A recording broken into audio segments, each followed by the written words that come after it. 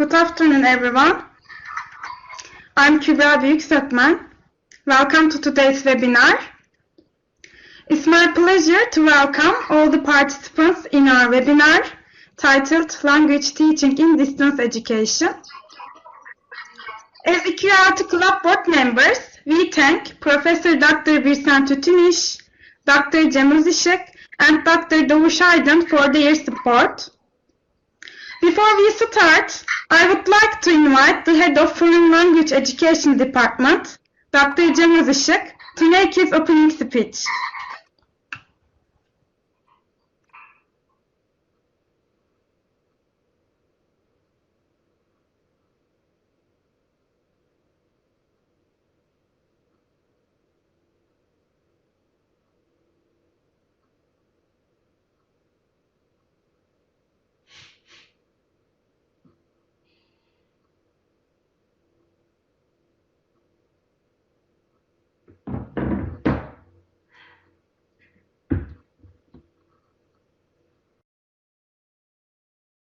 Could you hear me now?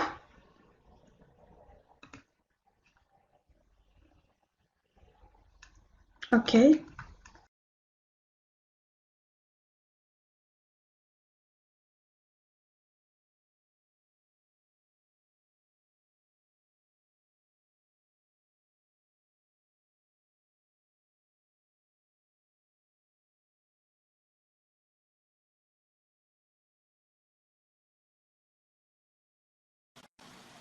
Can you hear me now?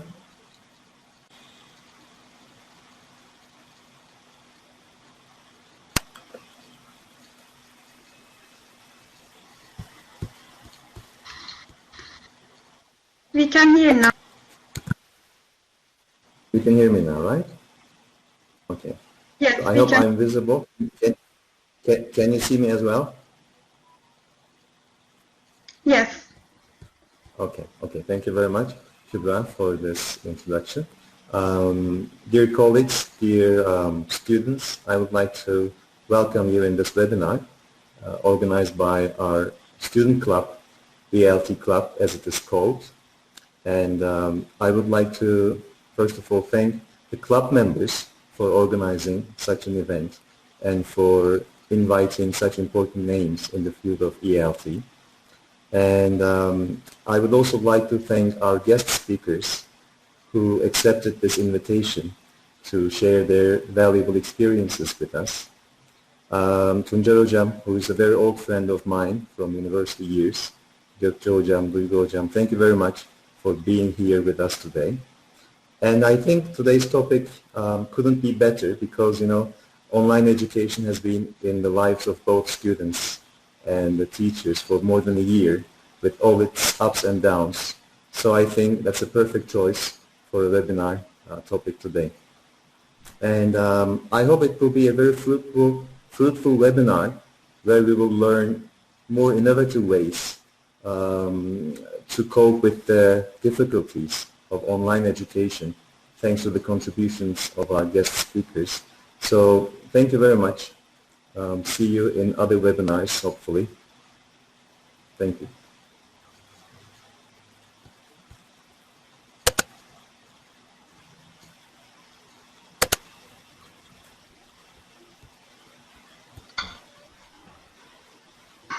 Thank you very much, Mr. Özışık. The meaning of traditional classroom has changed over the years, especially with technology. As teachers and teacher candidates, we all should be part of this change. Online learning has been on the rise in recent years. Distance learning plays an important role in today's education, and also it will be in the future. Hence, it's exciting to be here in this webinar. Today, we are pleased to welcome our first presenter, Dr. Gökçe Kurt. Dr. Gökçe Kurt holds a PhD in ELT since 2012. She graduated from İstanbul University in the Department of ELT, completed her master degree in Marmara University and PhD degree in Yeditepe University in the field of ELT. She teaches several courses in the ELT department in Marmara University. Her research interests include pre-service and in-service teacher education, technology integration in ELT and 21st century education. Now, I would like to invite Dr. Gökçe Kurt to make her presentation about Philippine language classroom. So, I hope everyone can hear me. Yes. Any problems with my voice? Okay, thank you. All right, so thank you for this warm welcome. I would love to thank İstanbul Kültür University ELT Club students for inviting me to this great webinar. It's very good to be with you all here this afternoon. And also it feels always good to be with my old friend too, Tuncer. We graduated from the same department at İstanbul University. And okay, so I hope we're going to have a fruitful session. And here is my, okay, we had some just earlier problems, you know, about the, okay, sharing the computer, but everything will be fine, I guess. Okay, so okay, I hope you can all see my slides. Today this is my topic, you know, Philip Classroom, and more specifically, Philippine language classroom. What, why, and how? Okay, these are the questions that we will be answering in this webinar. Okay, so in my talk, I'll first start with the what question. We will define flipped classroom approach, and then we'll ask why question. I mean, we'll talk about the education benefits of flipping a classroom. Then we'll move to how question, and in the how question, you know, I will first talk about my own experience of flipping a classroom, because I flipped my classroom like 5 years ago first. And then, of course, we'll talk about the flipped ELT classroom. How can ELT classes be flipped? Then we'll talk about challenges, all right? And then I'm going to conclude my presentation. Okay. All right.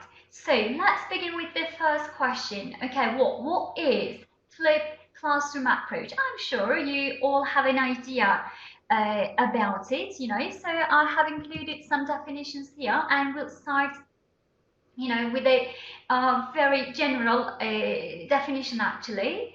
So in a flipped classroom, you know, traditional done in the class is now done at home, and what was traditionally homework is now completed in class. Okay, this is an earlier definition from Bergman and Sens, who had actually greatly contributed to flipped classroom approach. Okay, so we see a change between what actually occurs in the classroom and what is done outside the classroom. We're talking about their reverse roles. Another definition says flipped classroom approach is a pedagogical approach that reverses the role of the activities, again, in and out of the classroom. And in a more recent definition, we can read that flipped classrooms reverse the traditional classroom procedure by delivering the instructional content online before class, so that during class time, learners engage in problem-solving or cooperative learning tasks under the guidance of the instructor. So, instructional content is moved outside the classroom, and you know, tasks which are based on problem-solving, tasks which are done collaboratively, they are moved in the classroom, or more time is actually allocated for such type of tasks and activities in the face-to-face classroom time. And in the flipped classroom, students can choose the time, approaches, and places they would like to view the learning materials before class.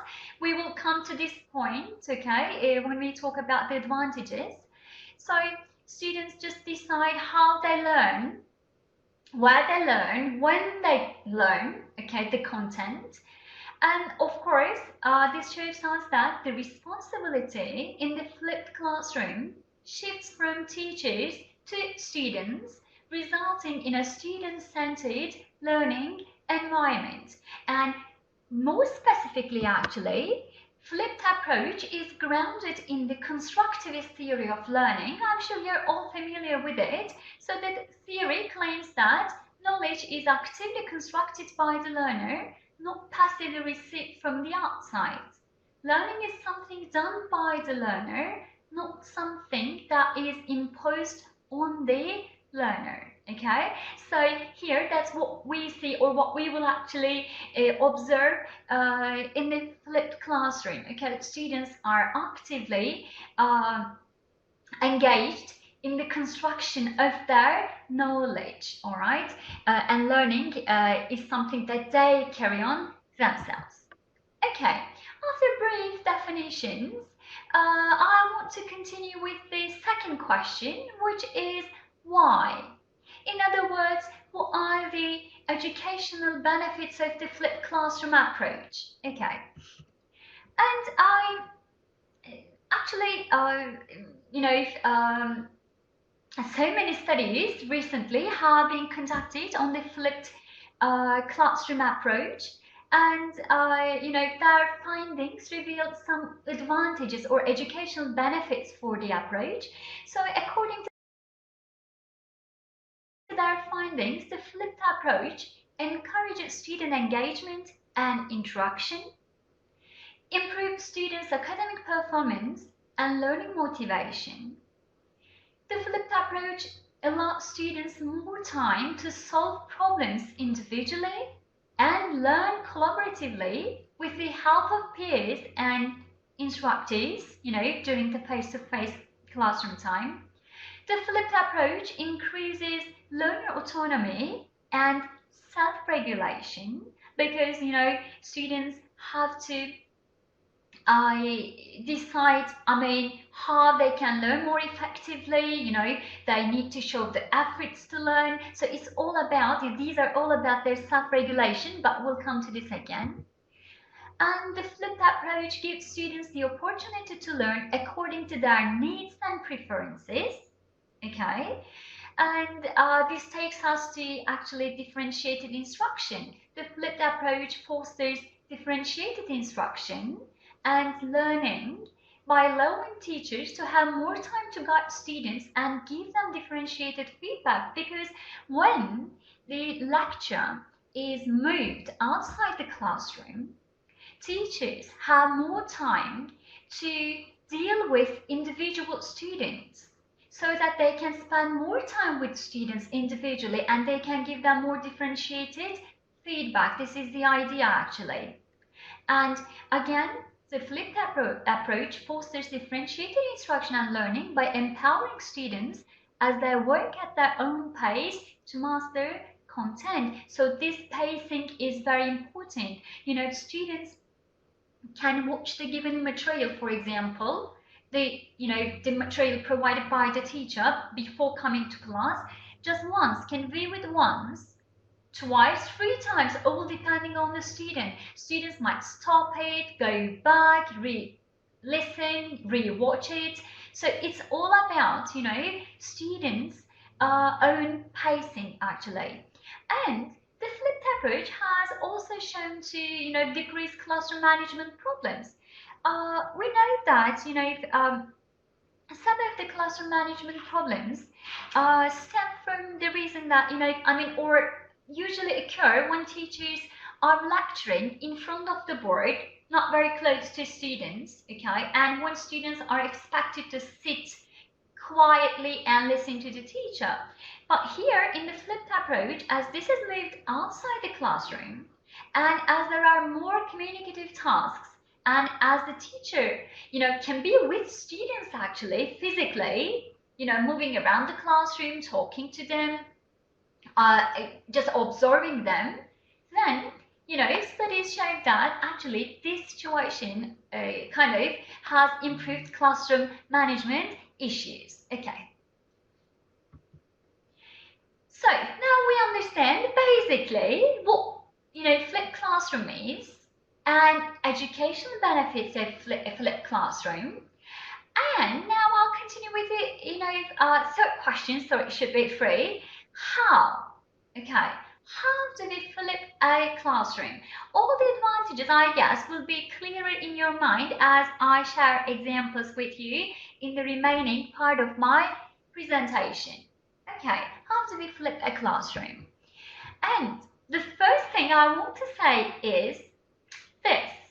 Okay, there is no single way to flip a classroom. Every teacher who has chosen the flip does so differently. So, in my opinion, just like in every technology integration, there is no one-size-fits-all approach, all right? So, there is no one best way of flipping a classroom. You will just find the solution, or you will find the way that best matches the needs of your own students, your own context, all right? So remember this, there is no single way to flip a classroom. But in the presentation, I will just give examples from the most commonly used way of the flipped approach, all right? And to answer the how question, I will actually first talk about my own experience, all right? You know, 5 years ago, it was 2016, as far as I remember, or 15 actually, I implemented a flipped classroom approach in the teacher education program at Marmara University. Back then, I was offering a classroom management course, okay? And why did I decide to flip my classroom management course? You know, when we say classroom management, it's actually all about practice. And we know that classroom management is one of the major concerns of pre-service teachers because they do not feel prepared to deal with classroom management problems when they start teaching, all right? So the first reason of my flipping the classroom management course was this: pre-service teachers felt unprepared to deal with classroom management problems in a real classroom setting, even after taking the course. When I flipped this course, actually before flipping it, I had offered the course in a traditional way for maybe for like 7-8 years. And also I had conducted some research studies, and that was my finding. You know, even after taking a course or some courses on classroom management, pre-service teachers were not ready to, or they didn't feel actually ready to deal with classroom management problems. And major reason for this was lack of opportunity to practice, all right? It was a 2-hour theory, 2-hour practice course, which meant we met just for 2 hours in the classroom, and I lectured, you know, in the course, in the traditional classroom management course, because there was the theory that teacher candidates needed to understand to be able to, you know, just come up with effective practices. You cannot think practice without any theory, all right? But, you know, as I lectured for almost like 2 hours, you know, there was no time for practice for pre-service teachers. And also, of course, I know that for pre-service teachers, following lectures was actually sometimes difficult and boring, all right? That's why I decided to flip classroom management course to create time for practical activities, and to make the course more interactive and engaging, and to improve pre-service teachers' learning, okay? So that's why I decided to flip it. And when I look at this study aim, in general, my aim was to compare the pre-service teachers enrolled in the flipped classroom course and those enrolled in the traditional face-to-face classroom course in terms of their perceived self-efficacy beliefs and learning outcomes. Of course, when I decided to flip my course, I didn't flip all the sections, okay? So I flipped one section, but I didn't flip the other one so that I could compare them. you know. Then if I thought, you know, only if I could see the benefits, then I would flip all the other sections. So first year, that was kind of a pilot actually for me. And another aim of my study was to understand pre-service teachers' perceptions of the flipped classroom approach. I mean, what did my students, or what would my students think about this approach, their experience in the flipped classroom? So this study lasted 14 weeks, and overall 62 pre-service teachers of English enrolled in the second year of the program, you know, participate in the study, and they were just divided into two groups: control group, you know, with whom I continued, you know, using the traditional way of teaching, and the experimental group, to whom I offered the flipped classroom management course. Okay, and in the flipped section, I mean, in the experimental group, before the face-to-face classes, you know, as a teacher, I created lecture videos. In the next slide, I'm going to show you the example. And so I created lecture videos which lasted 40 to 45 minutes in length. And I used Slide Presenter. That time, you know, I was looking for a tool because I wanted my students to see my slides, to listen to me, and to see me at the same time. And Slide Presenter provided me with these affordances. Then, you know, I got the link. You know, in Slide Presenter, you create your video, and then it gives you the link. Then I shared this link on Edmodo, and for each flipped video, or for each video material, I created an online quiz again on Edmodo. So pre-service teachers, before coming to face-to-face classes, they were supposed to view a lecture video linked in Edmodo. Okay, they were supposed to read the assigned chapters in the textbook, because, you know, the videos were based on the chapters in their course pack. And again, they were supposed to complete the quiz. Okay. And when we met with the experimental group students, okay, face-to-face, at the beginning of the lesson, I had a brief review of the lecture video content, but how I said, have you got any questions? All right. So in the video, we talked about, for example, causes of problems from the children's perspective. You know, have you got any questions? So I just checked their understanding. And, you know, this took usually just 5 minutes or something. And in the remaining time, like for 2 hours almost, you know, we just worked on practice-based interactive tasks. Students mostly worked in pairs and groups. They worked on problem-solving tasks.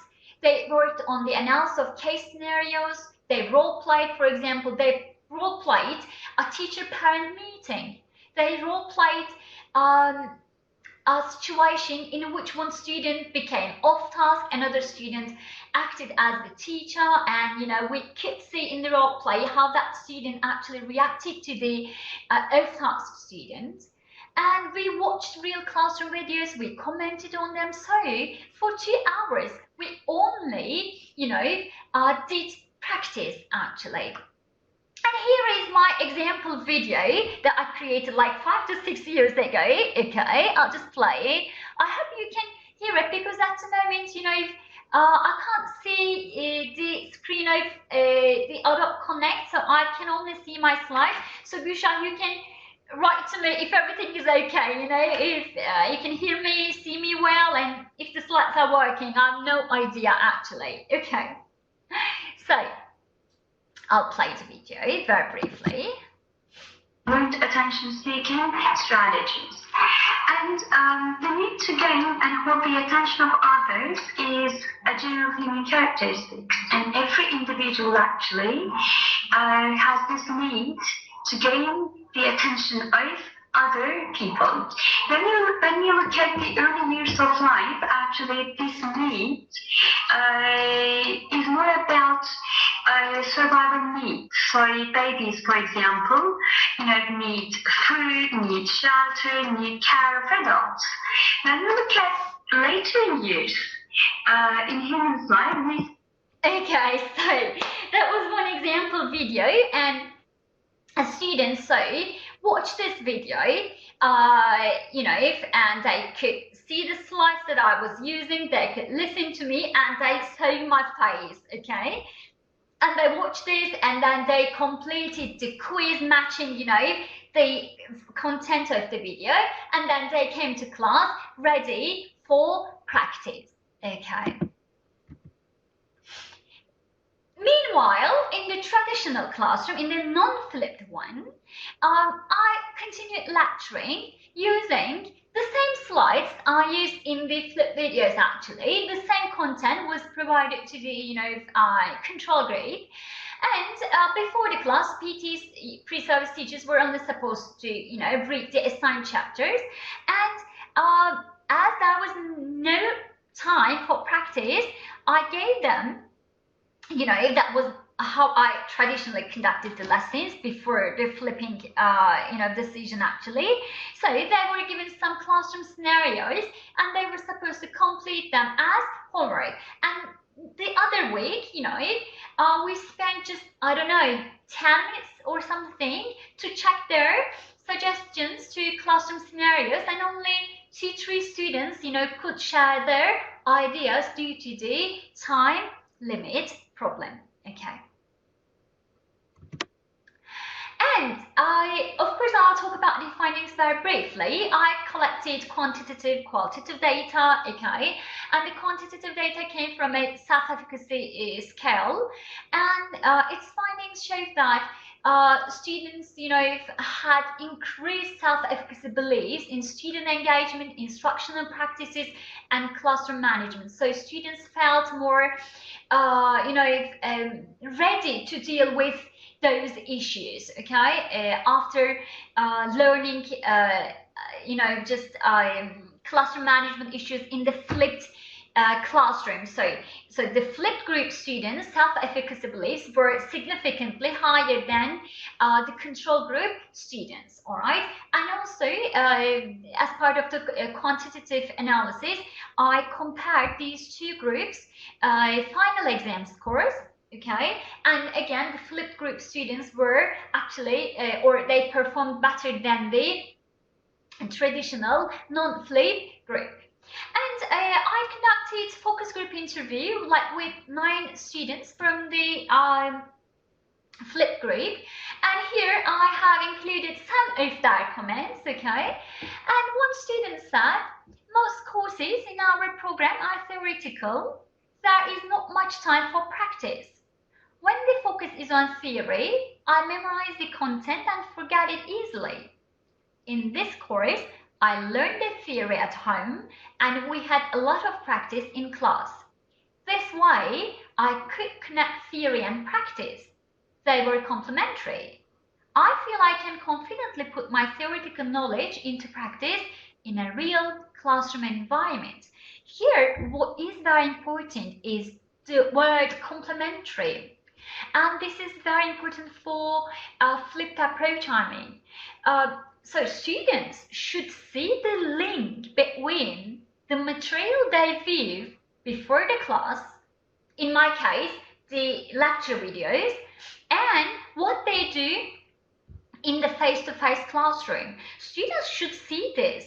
If they do not watch the videos, they can't really successfully or effectively can contribute to in-class activities or tasks. That students should see this link, all right?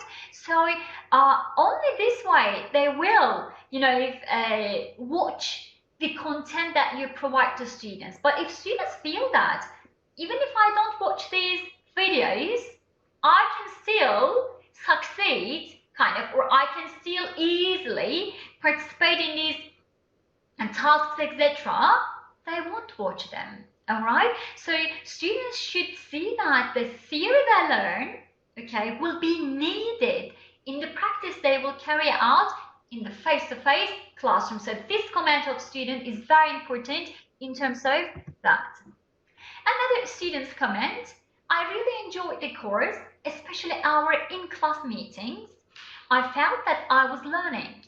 Activities such as case analysis and role-playing contributed to our learning and prepared us well for a real classroom.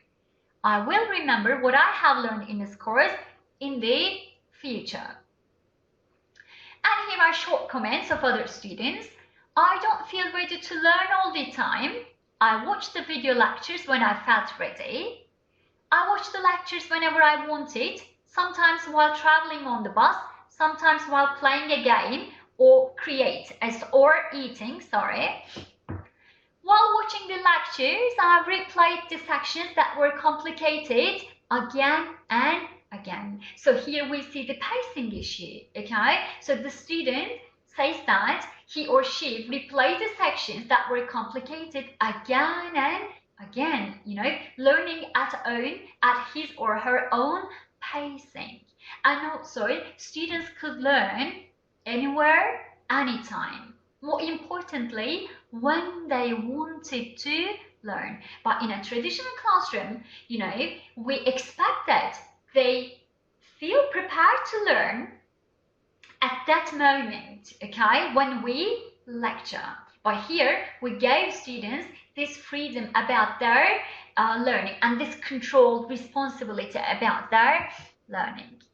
So that was my experience, and that is, just how my actually interest in flipped classroom, began, because I had a problem, in that course. I wasn't happy, just lecturing for 2 hours, very tiring and no time for practice.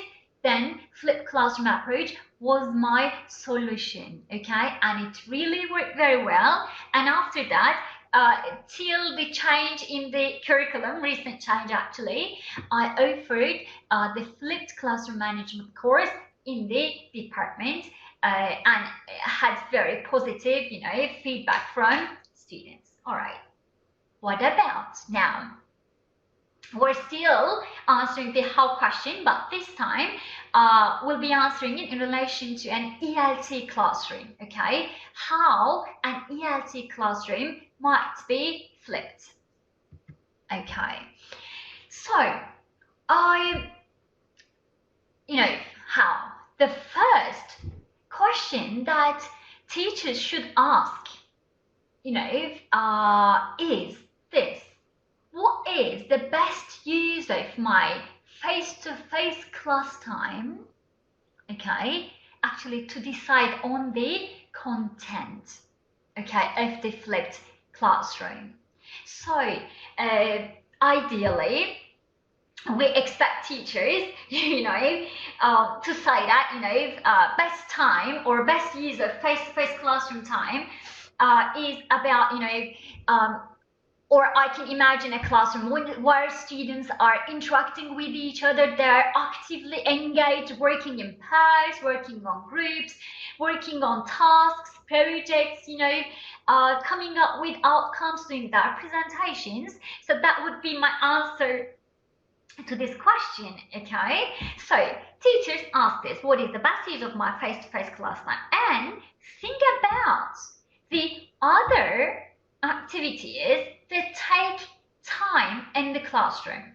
For example, grammar teaching, okay, vocabulary teaching, or teaching conventions of writing, for example, or doing extensive reading and listening, which take a lot of time. So teachers decide on the content looking at their own teaching and their own, kind of content. Then they decide which content to flip. And the most general, areas that are flipped in the ELT classroom are grammar teaching and vocabulary teaching. Okay, grammar and vocabulary teaching are the most commonly flipped language areas actually today. Then, after you decide on your content, for example, you decide to flip your grammar teaching because you see that, after you ask this question to yourself, you see that you spent quite a lot of time to grammar teaching. Then, next step is selecting or creating the video. There are options. I'll show you some examples in the coming slide. So, of course, you might use available videos on the web. Okay, there are so many videos, you know, on YouTube, TeacherTube, or, you know, there are so many websites that are available to us free with so many teaching videos. Especially if you choose grammar, you can find so many resources actually on the web.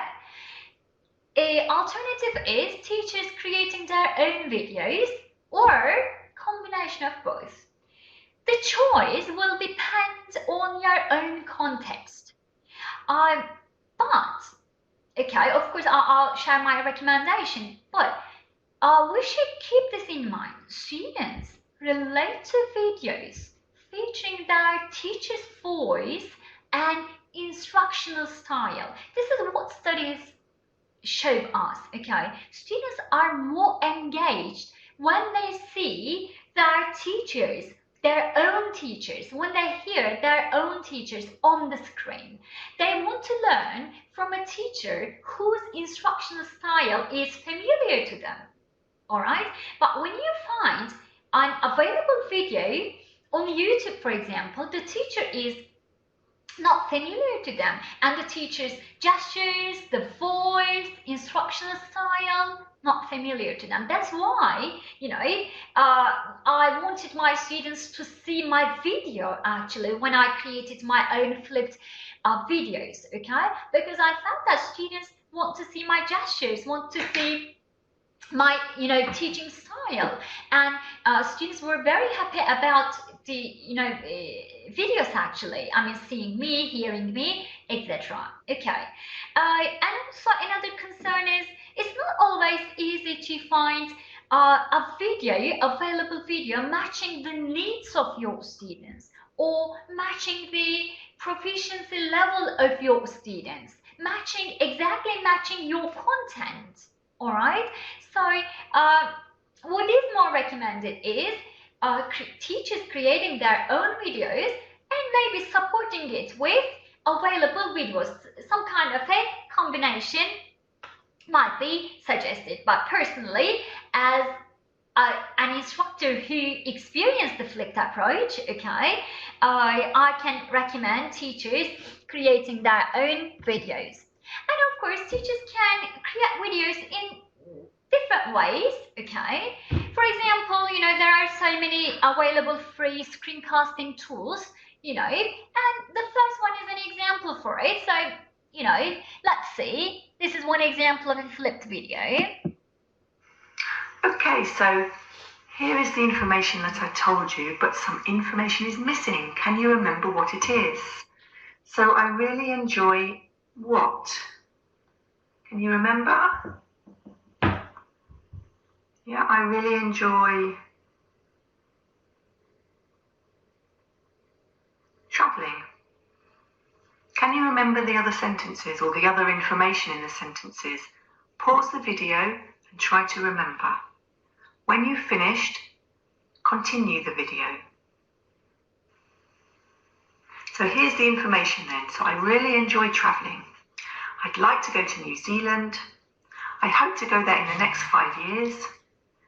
I'm looking forward to seeing the countryside there, but I need to save some money first. Let's look at the verbs here. So I enjoy travelling. Okay, so here we do not see the teacher, but we can hear the voice.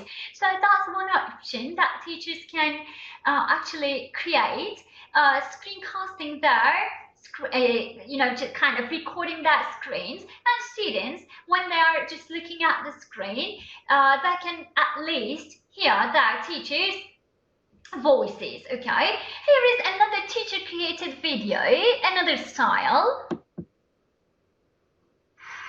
Hi everyone.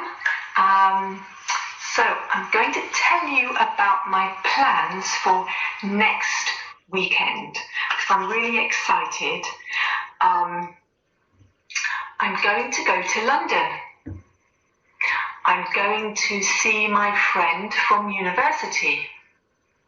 She's going to meet me at the train station and we're going to walk around London for the day. In the evening, we're going to the theatre. We're going to see a show. And I'm really excited about this show. So I'm very happy about next weekend. Okay, listen again. So next weekend, I'm going to go to London. I'm going to go to London. I'm going to go to London. Can you say? I'm going to go to London. Again? To London. Okay, great.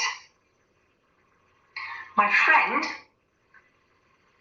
she is meeting me. She's meeting me at the train station.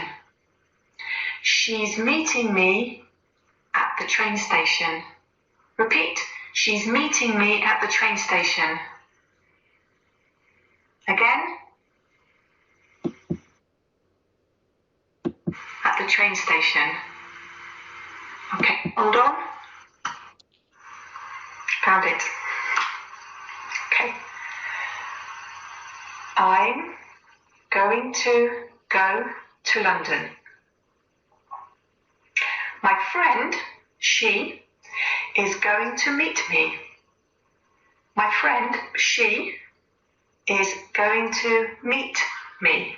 Okay, so in this one, you see that this is the closest to the in-class teaching. So students can hear that teacher, can see the teacher, and the teacher is using a kind of a board, okay? And the teacher is actually communicating in a very interactive way, asking students, etc. Okay, so this is another example for teacher created videos. Okay, so my recommendation is always, you know,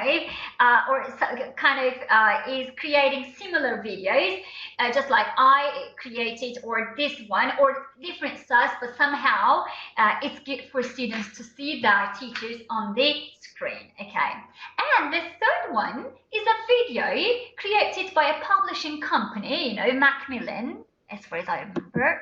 Yes, let's have a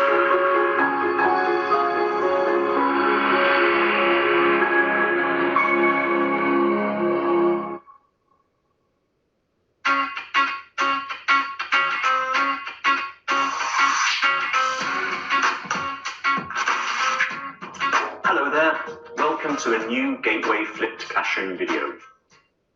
In the reading text in Unit 9 of your student's book, you read about people and their favourite t-shirts. Actually, this is one of my favourite t-shirts. I bought it in New York. I've been to New York twice. Let's look at that sentence. It's in the present perfect. We use the present perfect to talk about the past, but only when we don't say when the action happened. So you know that sometime in the past I went to New York, but you don't know which year or which month. Here are some more examples. I've worn this shirt hundreds of times. She's given me a present. We have taken lots of photos. This is the affirmative form. You can see that we need the present simple of have, and we need the past participle of the main verb. Okay, so I told you that grammar, you know, is the language area that has been most commonly flipped. Okay, all three examples are actually about grammar teaching. So, you know, the course book that in the future that you use might be supported with such videos, and you can just use it with your students, you know, as an available video. But these are all example flipped videos. Okay, and as we talk about the videos, we should mention the length of videos. Okay, and shorter is better. This is what I should say from the beginning. If you flip you know, if a young learner classroom, for example, your video should be definitely less than 10 minutes, okay? And in middle school, around 10 minutes, and in high schools, no more than 15 to 20 minutes. So you have to teach what you're supposed to teach as briefly as possible, okay? Because after some time, you know, students lose their kind of interest in the material. And remember I told you when I was talking about my own experience, I said I created the videos, and with each video I created a quiz. So you know, in flipped classroom, you know, we're recommended to create materials, activities that kind of check students' understanding of the teaching material, okay? So it can be a quiz, it can be, I don't know, a handout of exercises, all right? But somehow, you know, students also for themselves should see if they have understood the materials. And as a teacher, of course, you should also see if students have understood it. I'm going to show you an example. I mean, this can be done just like I did. You know, you can create an online quiz that students can just complete online, or you can send a Word document, you know, attached with the video, and they can just work on the Word document. So you have got options, all right? It just adds more the quiz you can create, just like in my example. And here, this is what my one of my students produced actually as part of my course. You know, okay. Sorry, I can't show it to you this way, so I'm going to stop sharing and come back. All right, sorry for this. We tried it before, it didn't work. Okay. I will just, yes, take you there, then we'll go back. All right, I guess the video is on. And here, my student took this video from British Council website, okay? But by using a tool, the tool is, she wrote it a puzzle, okay? She used just her choice of tool. Let's see what she did with the video for concept checking. A lot, but it's impossible. During the week, I have swimming practice on Mondays. I do taekwondo on Tuesdays and tennis on Thursdays. Do you see him on Wednesdays then? Look, my student has inserted, you know, some questions into the video. Okay, I'll show you how you can continue. Sorry, for example, this one. But here, if a student misses the answer, the student has got options, rewatch or skip it. So I say submit. All right, and what practice? I don't know. Maybe I just. Okay. No, he watches black and white films at his cinema club on Wednesdays. All right. Then what does he do on Wednesdays? Yeah, sorry, I don't listen, so I'm just selecting any answer. Okay, maybe, okay, it was wrong. It should be A. So look, I can rewatch it. He watches black and white films at his cinema club on Wednesdays. So, okay, so this is another way of, so I'll come back to my slides. Okay. Yes, I'll go back to my slides.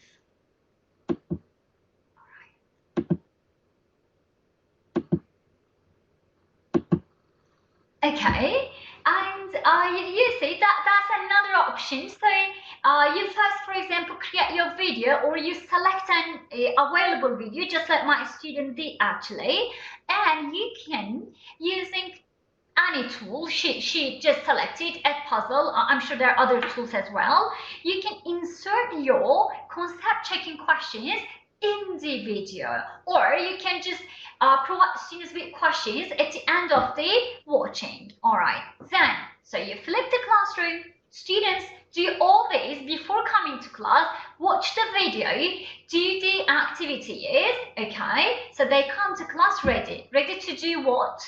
Ready to work on communicative, collaborative tasks, projects and activities. So you just give them the opportunity to interact as much as possible. And we know that interaction is the key for language learning and acquisition. So they work on tasks, they work on projects, and they get the opportunity to practice English actually, rather than sitting passively in that seat and kind of watching or listening to teachers lecturing on any topic, okay, whether it's a writing, lecture, or kind of grammar or vocabulary teaching.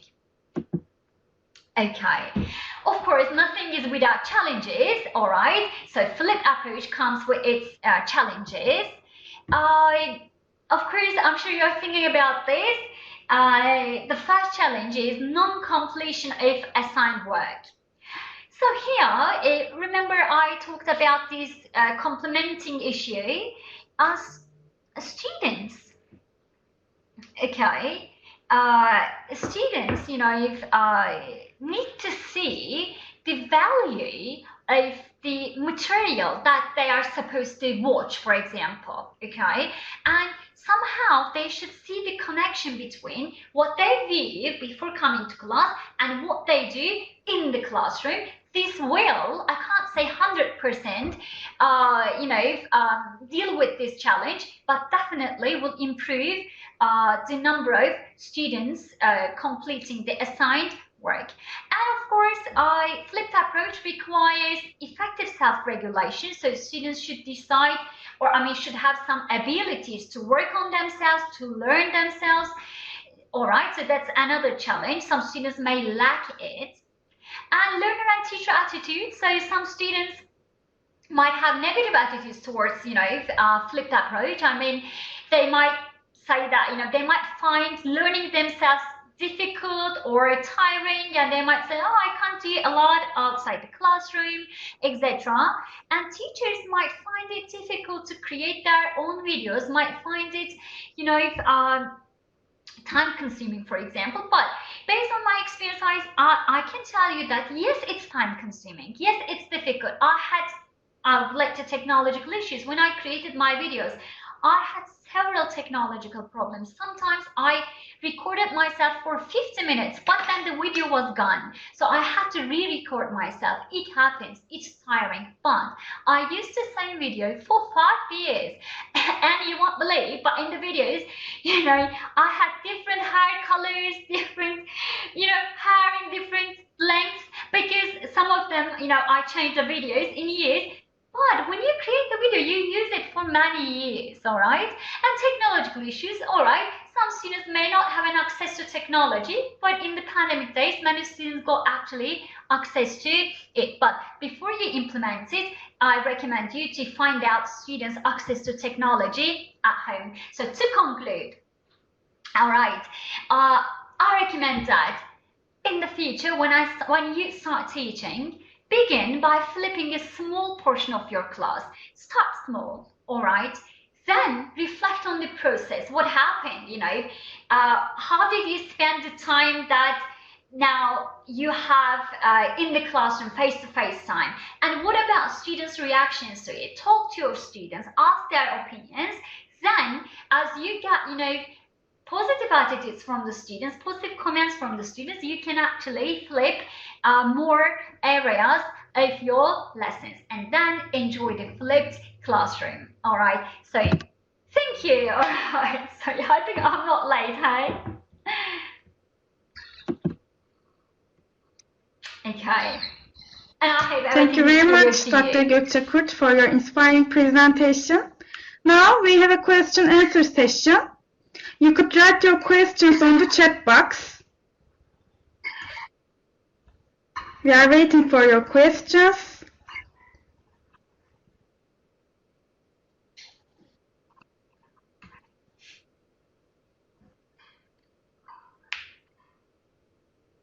Sema Taşköprü asks, first of all, thank you for your presentation. Is it possible to use this approach in Turkey's crowded classrooms because there will be many variety of students in public schools? I think it's possible, Sema.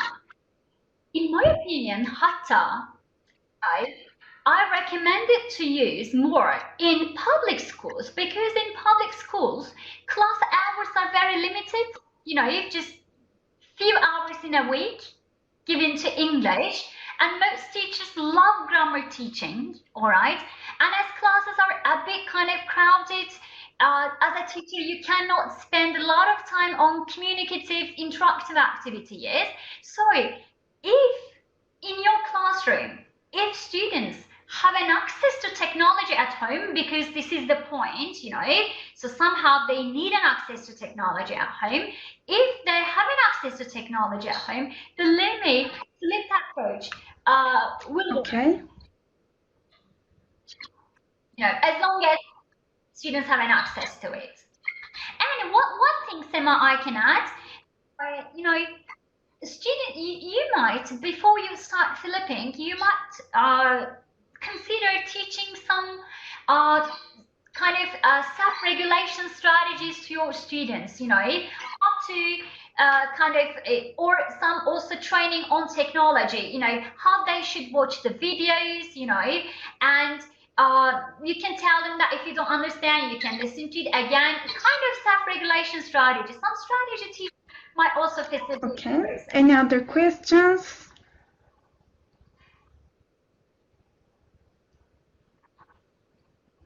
It seems there is no questions. Thanks for your participation, and we again thank Dr. Gökçe Kurt for that informative speech. Now we have a coffee break for 10 minutes. Okay.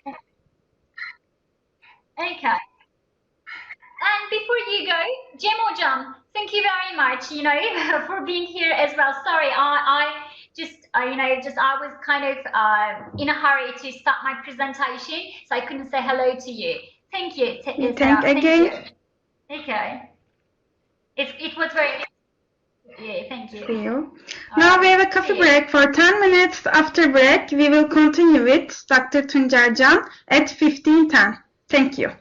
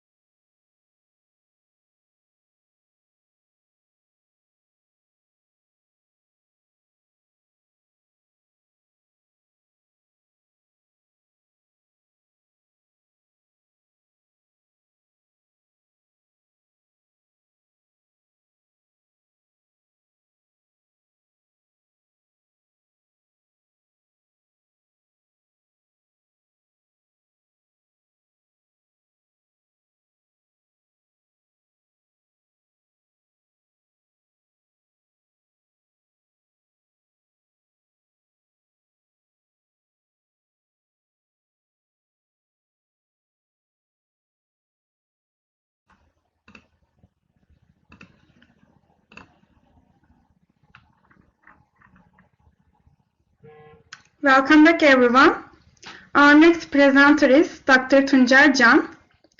Dr. Tuncer Can graduated from Istanbul University in the Department of ELT. He did his postgraduate degree and he completed his PhD degree in Istanbul University in the field of ELT. He continues his studies in Istanbul University, Cerrahpaşa. His research interests include social sciences and humanities, foreign language education, language and literature, linguistics, teacher training and philology. He published a book about foreign language learning strategies in 2019. Now, I would like to invite Dr. Tuncer Can to make his presentation about integrating technology in foreign language classroom.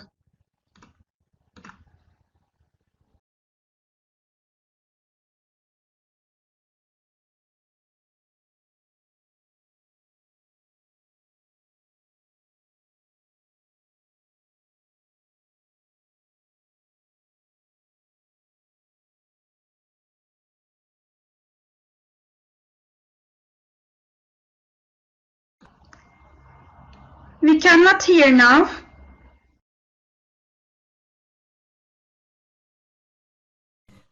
Yes, because I was not a presenter yet, I guess. But I think it's okay now, yeah. But may I also get the right to share to share my screen, because I think you have your screen shared. Okay, I think that's much better. And let me just share my screen with everyone. I think this is okay to share it like this. But yeah, you get to see my very, very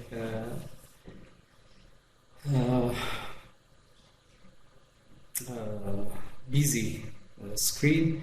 I think now it's okay, since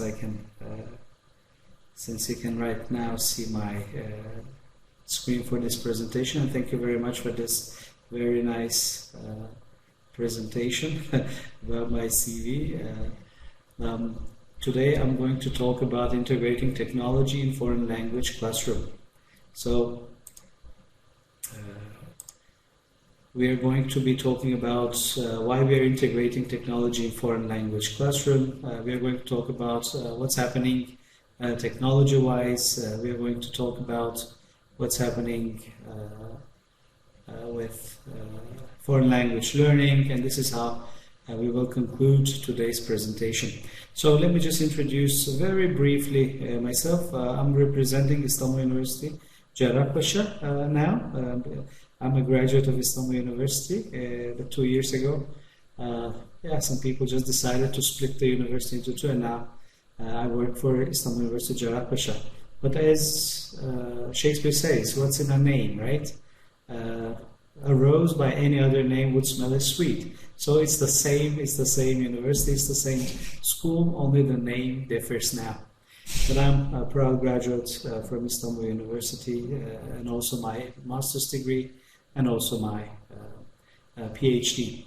So I also represent today the School of Foreign Languages, where I'm helping with the direction of this school, newly established, 2 years now, and I'm going to talk about what we are doing in there as well, because this is integrating technology. And in the last 1 year, of course, we had to do a lot of stuff. I'm also representing, naturally, Hasan Ali Yüce Faculty of Education, of course, HIF, like we call it, because it's my department, English Language Teaching. And I also work for Istanbul University Cerrahpaşa Continuing Education Center, Sürekli Eğitim Merkezi, as we call it, right? So this is my email that you're seeing up there, and then I would like to start with my outline and my presentation today, guys. Thank you very much for inviting me to this very nice gathering with people from Istanbul Kültür University, and I'm very proud that I have a friend in there, Cem Özışık, I guess the director and the administrator in your school, and I'm really very proud to be one of his classmates, because we have studied together as well. So thank you very much, Cem for having us today. And very, very luckily, I have also seen Gökçe, and this is all by a chance. Yeah, Gökçe, a very good friend of mine. She is also a graduate from Istanbul University, HIF, ELT department, and you already get to know her with her presentation. So I'm very proud of her and stuff that she's doing at Marmara University now. So let me start with my presentation and the first and foremost the outline of what I'm going to talk about. So I'm going to talk about language acquisition principles initially. Why? Because we all need, as language teachers, the knowledge of language acquisition, so that we know why we need to integrate technology. Okay, so are we integrating technology just because it's there, just because it's fashionable, just because it is cool? No. We are not integrating technology into foreign language learning classroom because it is cool. We do it because it helps language acquisition, and that's it, right? Second of all, I'm going to talk about what is going around the technology wise in the whole world, and then I'll try to argue that all these developments that are happening in technology are also helping education as well as foreign language learning. I would argue. Then I'll go with the technology integration into the classroom and how it is possible and why we need to do that. I'll talk about a couple of models like 21st century skills model, which I'm very skeptical about. And I'll talk about a summer model from Harvard University, a TPAC model, which is actually the expertise of Gökçe Hoca, because she did her, I guess, master's in this model, with this model, and so I just think she's better than me, but I'll just touch up on that because since we are talking about technology integration. Then I'll talk about social presence in online lessons and how it is possible, how can the teachers be there, and as well as lesson design for online classes. And then I'll complete my presentation with application for synchronous and asynchronous use. Okay, so let me first initially start with yeah, thank you, I'll start with language acquisition, why it is important to use technology in the classrooms, in the foreign language classrooms. Okay, so first of all, we need to expose the learners to language in authentic use, which is impossible in countries like ours because we do not have a lot of English use around, but technology provides that. But technology is able to enhance that. So we are using a lot of videos from the YouTube. We have access to internet, all of us, which means we can actually observe the foreign language in authentic environment. Okay, so this is basically very, very possible by using technology, and this helps language acquisition naturally.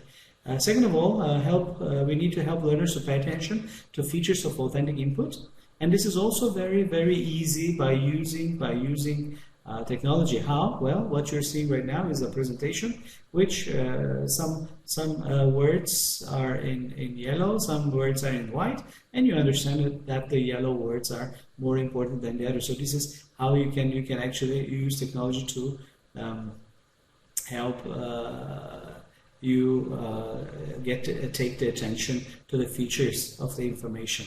Okay, in our context it is language. So it's very easy by using technologies. Provide the learners with opportunities to use the target language. Impossible in our country to speak foreign language because we do not have a lot of people who are speaking English actually, if it is teaching English. But then what you're seeing is by using a lot of social media, by using a lot of communication tools and applications, you have opportunities to use the foreign language itself, and that's it. This is why, again, we need to use technology to help our learners to get the foreign language and to use the foreign language, because this helps language acquisition. The research shows that. And the next, provide opportunities for outcome feedback. Well, your students can get a lot of feedback in the form of comments, in the form of spoken feedback from people around when they share on their social media, and then we know that this is a real feedback for your production of foreign language, which is almost impossible in the context of a classroom face-to-face teaching, because the only feedback comes from the teacher, and nobody else is able to see this from other than the teacher himself or herself. And then achieve impact in the sense that they arouse and sustain the learner's curiosity and attention. Well, only the use of a course book does not provide that. So what happens is, if you're using a lot of technologies, a lot of different applications, this helps with the curiosity, this helps with the attention gathering and stuff. So this is also important to use technology, because we know that curiosity and attention are helping language acquisition. The next item is the stimulation of the intellectual, aesthetic, and emotional involvement. How would that happen in the classroom? Well, through questions, right? But how about aesthetic involvement? Yeah, how can we reach the beauty of a foreign language? How can we do that? Well, very easy, by using technologies. And I can give you an example from our School of Foreign Languages, where we are actually creating digital displays and digital exhibitions by using our students' work. Because they write beautiful stories, we put them into online exhibitions, and the people can go there and look at them, read them, and reach them whenever, wherever, however. So this is also helping our students to be motivated, because other people are giving them feedback, other people are seeing what they are creating as well by using technologies again. In a classroom, well, it's only your classmates who are the audience. Now, as we are using more technologies, it is the whole humanity that is able to see what you're doing, to see the beautiful creations that you're creating while you're learning a foreign language and producing a foreign language. So this is also helping with aesthetics of language, and as well as music, videos, zillions of movies and everything and anything that is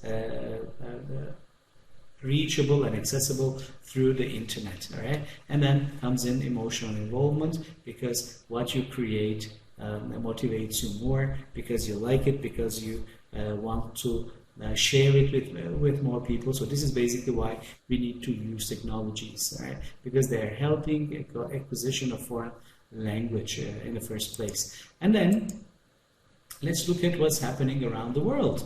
Okay, when we look at the numbers around the world by taking the development of internet, the access to the internet, and this and that, we are having a great picture of why we have to be using a lot of technologies while we are in the foreign language classroom. Okay, so look at the total population in January 2020.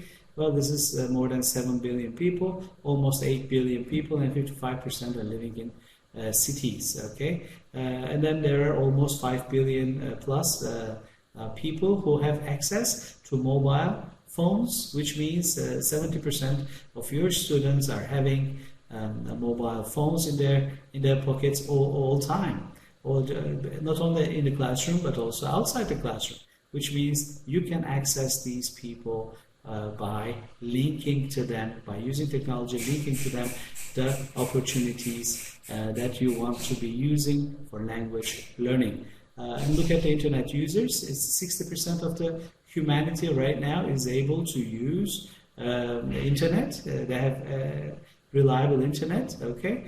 And then this means that these people can be accessed with information, and also the teachers can access these people whenever, however, and then these people can also use the internet for language learning, as I said before. Social media users, well, this is not my topic today, so I'll just pass over that. And let's look at the internet penetration by region in the world, what's happening in the world.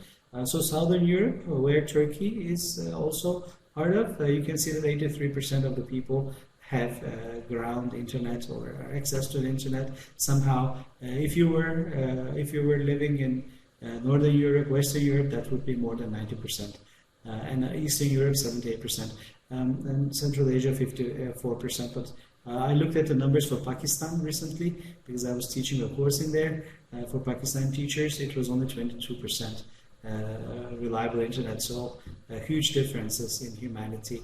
However, we are very lucky because we are in Turkey, and it is more than 80% of people would have ground internet, which means 80% of your students will also have internet connection in their homes, in their pockets, however, whenever, like I said, all the time. Which means you can access to these kids and these students all the time.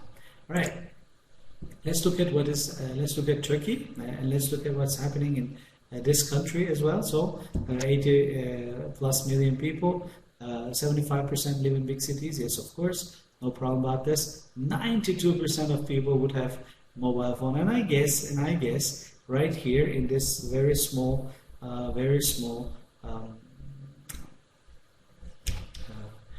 society that we make up here, a couple of tens of people, I think it is 100%. 92% in the whole country. And look at the internet users. 74% of the Turkish people would have reliable internet in their pockets, in their homes, while they're traveling, whatever, whenever. So this also gives us the reason of why we should and could also use technologies today in classrooms for language acquisition. I'm not talking about social media users because it's not our topic today, like I said. So let's look at the daily time spent with media, okay, which means how long are you using the internet during the day. These numbers are for Turkey. Look at this, 7 hours 30 minutes on the internet. We are spending 7 hours 30 minutes on the internet every day. What do you think? It's a huge number, isn't it? This is almost a third of our time on this world, I think, and this is very important. And if we can't allocate some of the learning, some of the teaching into this 1/3 of our time on this world, it is impossible to teach and learn anything. I think because for language learning in the 2nd grade, 3rd grade, 4th grade, we have only 2 hours a day. 2 hours a week. And when we go into the 5th, 6th, and 7th grade, we have 4 hours. 4 hours a week. So do you think if for 4 hours a week we can learn a foreign language, any language? Of course the answer is no. So we need to integrate more technologies to access these people who are spending 1/3 of their lives on the internet. So we need to steal some of that time so that they can go on learning. And of course I don't need to convince you anymore, because previously when I was doing this kind of a presentation, I really needed to convince people why they should use more technologies in the classroom. But today, for almost 1 year, you're seeing why. Yeah, you're seeing that a lot of people have to use technologies. They have to use online solutions to be able to learn or teach for the education to continue. So basically, this is what I'm talking about. So using social media, blah blah blah blah, watching television 3 hours in this country, yeah, but remember 7 hours 30 minutes on the internet with some kind of technology, listening to music, blah blah blah, all the others. I'm not, this is not my topic today. So let's look at how the technology has prevailed, okay, and how technology has come here, and also how it is developing, and also where it is going, right? So this is a very important, I think, slide for all of you to get the big picture of what is happening, and as a teacher, what is at your disposal, what you can use as a technology in your classroom or outside the classroom. Okay, so 1970s, 80s, the PC era, and then I think you're all very much aware and also you know about the Web 1.0, 2.0, 3.0 distinction, 4.0 now. Distinction, I would like to use a metaphor here, okay? My metaphor for this development is the waves, okay? Because technology is like a sea, like an ocean, and then these are the waves that are hitting our job, our business, and our lives as well. So we are seeing these waves every 10 years, like you see here, and every 10 years there are changes in the things that we can do in the classroom. Every 10 years there are different technologies coming into our lives and into our classrooms, and there are, every 10 years there are different things that we can do with our students and for our students. Okay, so in the PC era you should remember two very important people, one of them being Steve Jobs and the second one being Bill Gates, yeah, because they caught the wave. Because if there are waves, and I'll just extend my metaphor to catching the wave, okay? Just there are waves of the ocean, but also there are people who are catching those waves, yeah, and there are people who are missing those waves, yeah. So what happens is actually the people who are catching those waves are becoming the richest people in the world, and these are two of the richest 10 people in the world. Because they caught the PC era. They left the school. They understood that they can actually do something different than just going to university and then completing a university, whatever. And today, of course, we all know their names because they caught the wave and they knew that they can do something different. So, and then the PC era, yeah, they produced the PCs, and of course, with the spread of the personal computers all around the world, the people understood that they can actually link all of those computers one to another, and then the people would also like to link to the information, okay? Because when you have a lot of power, a lot of computer power, you start producing the information, and then a lot of other people want to link and want to access to that information. And then this is the Web 1.0 wave. The Web 1.0 is about the birth of Google, for example. The next richest people in the world, Sergey Brin and his friend, you should remember, yeah, because they made up, because they established Google in this Web 1.0. They also established Google Chrome, and they also established search engines, okay, the first search engines. So one of these people who caught that wave, Web 1.0, with his Napster, okay, with his Napster was Elon Musk, and today he's dreaming about going to Mars, as we are just still trying to catch those waves. He caught one of those waves, and now he's going even further, okay. So in this era, in Web 1.0 era, a lot of big companies were, of course, like Yahoo, for example, like AOL, American AOL, for example. In Turkey, what was it? MyNet, for example, were established, and they were providing access to other websites. Okay, so these were the portal websites in the Web 1.0 era, when these big websites were actually helping out with access to other websites, which means literally to other information. Okay, and now we have the second wave in the beginning of 2000s, and the second wave is about Web 2.0, like we call it, is about other rich people. Because they were able to catch the wave. One of those people is actually Mark Zuckerberg. And you would remember Facebook, of course, the richest country in this world, with more than 2 billion people, separate accounts on this application. And today, since he caught that, he's one of the richest and youngest richest people in the world. So he's in his 30s, I guess, these days, but then he became a billionaire much before that, $30-something billion.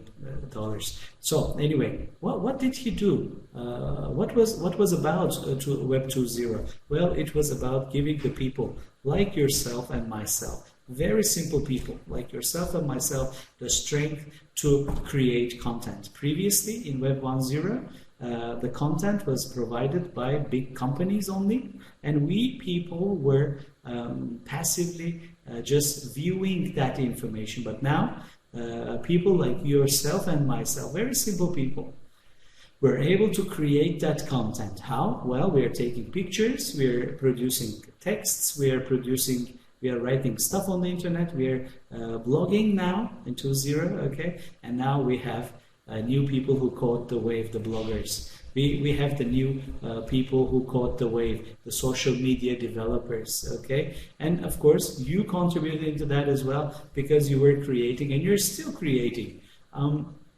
You're still creating content for them, but then the power here and the strength and why they became so rich is because they gave us the strength and the power and the opportunity to be able to become somebody digitally. Okay, so this is Web 2.0 wave, and now another 10-year pass, and then we have 2010. It's like 10 years before, and now we have the third wave actually hitting us. So what is it about? It is about the Web 3.0. So let's remember, PC era, we had the personal computers. Okay, and after the PC era, these computers just spread all around the world. Okay, and of course they had to be linked together. They were done through internet. They were linked to each other. Websites came out of them, and blah blah blah blah. And now with the Web 2.0, people like yourself and myself produced content, and of course people like yourself and myself are no longer sitting.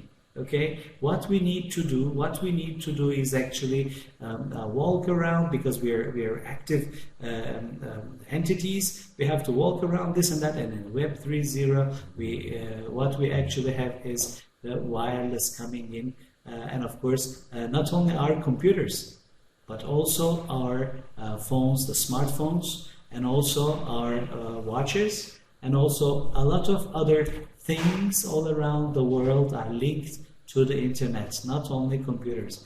Remember, Internet of Things, okay? So what companies are now catching up this way? Well, first of all, I'm here in Istanbul. I'm doing this presentation from my office. All of you are perhaps in your homes, blah, blah, blah, blah. We are able to see each other, and then to talk to each other and see we are all linked up, and we don't even have to be sitting somewhere. We could be at home, we could be in different places. So yes, this is what we call ubiquitous internet, wireless internet, and this is what we also call the live streaming. Okay, because right now zillions of people can actually watch this webinar here. Tamar, for example, she's from Georgia. She doesn't even have to be in Istanbul to be here with us and to actually share this moment. So why and how is this happening? Because of Web 3.0 applications. And who are these people? Well, one of the examples is, of course, the Zoom, because with the Zoom and the Skype, or previously, and now, of course, the Adobe Connect that we have here with all of you.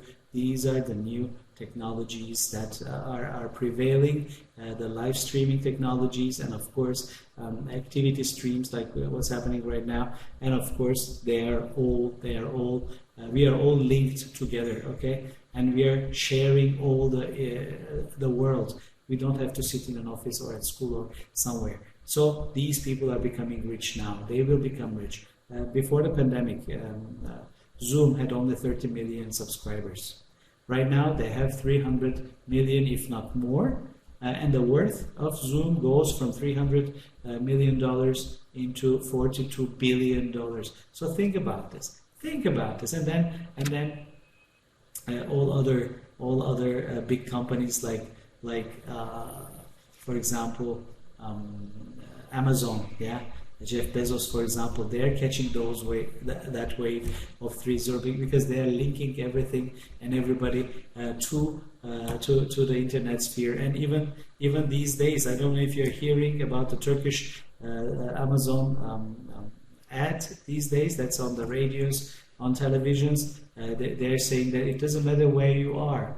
You can be in your home, in your summer home somewhere in the wood.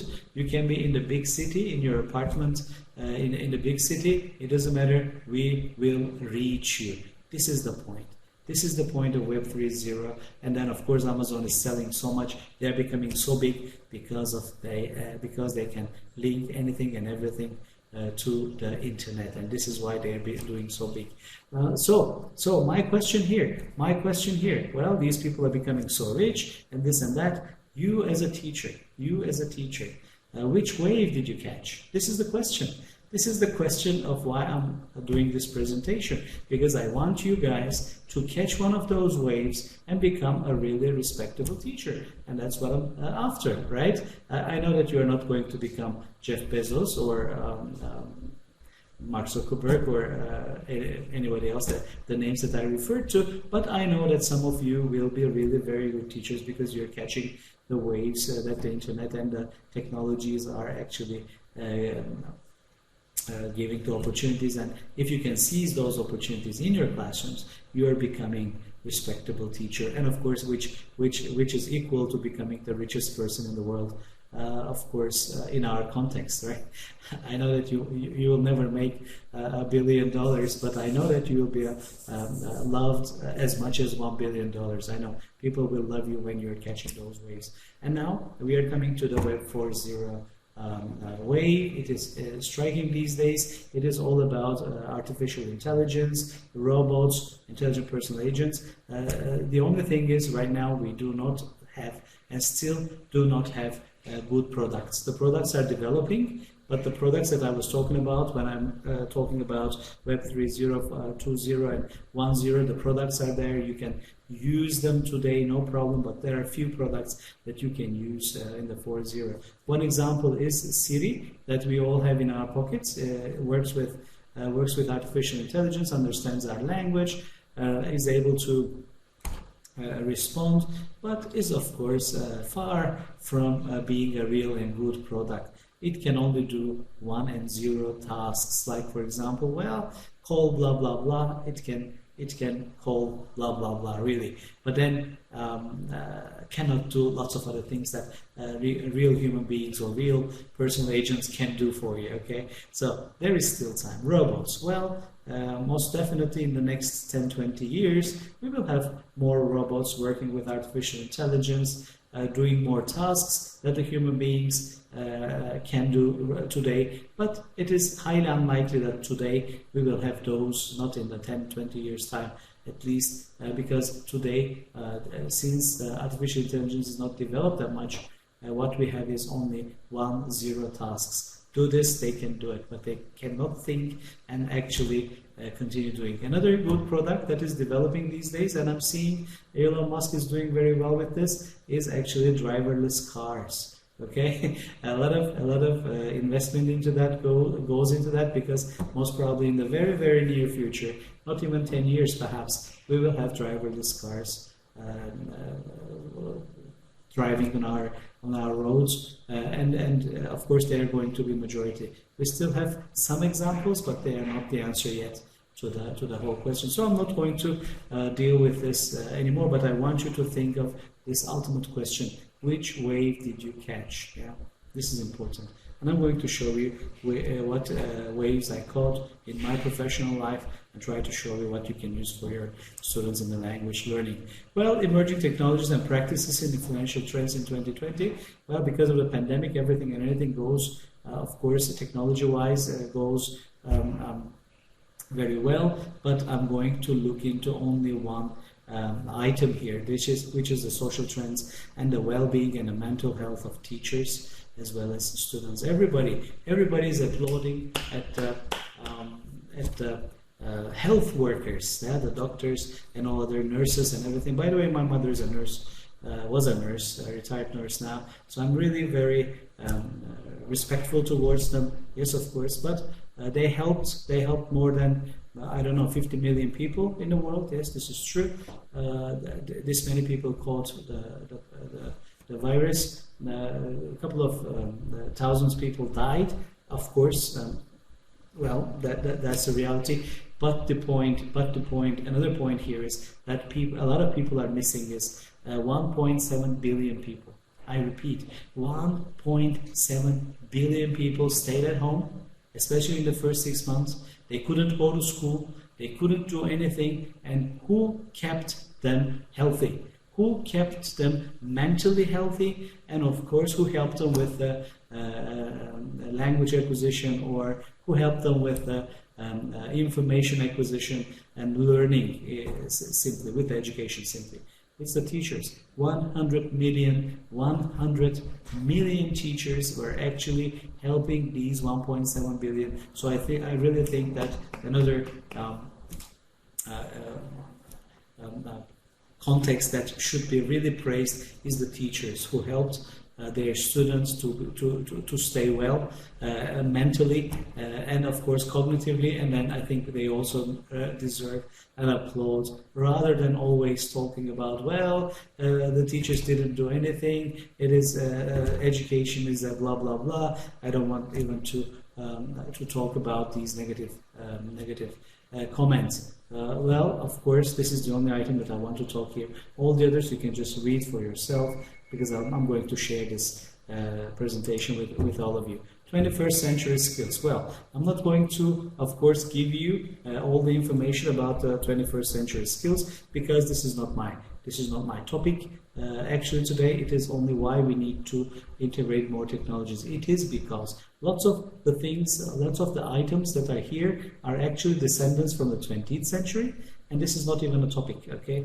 20th century creativity, 20th century skill, critical thinking, collaboration, communication. We spent the 20th century talking about all of those. So these are not 21st century skills. Media literacy, 20th century. Information literacy, it is not even 20th century, it's 2,000 years ago, 4,000 years ago. We created the script because we wanted information literacy to develop in human beings. So it's a 4,000-year-old skill. Information communication, perhaps technology literacy is a 21st century skill, because technology was not that developed, as you all see, in the 1980s, not in the 1990s, not even the 2000s, but in the beginning of 2000s, but then later it really got very, very important, and now it is just rocketing, right? So perhaps technology literacy is a 21st century skill today. Productivity, we always talk about this. Leadership,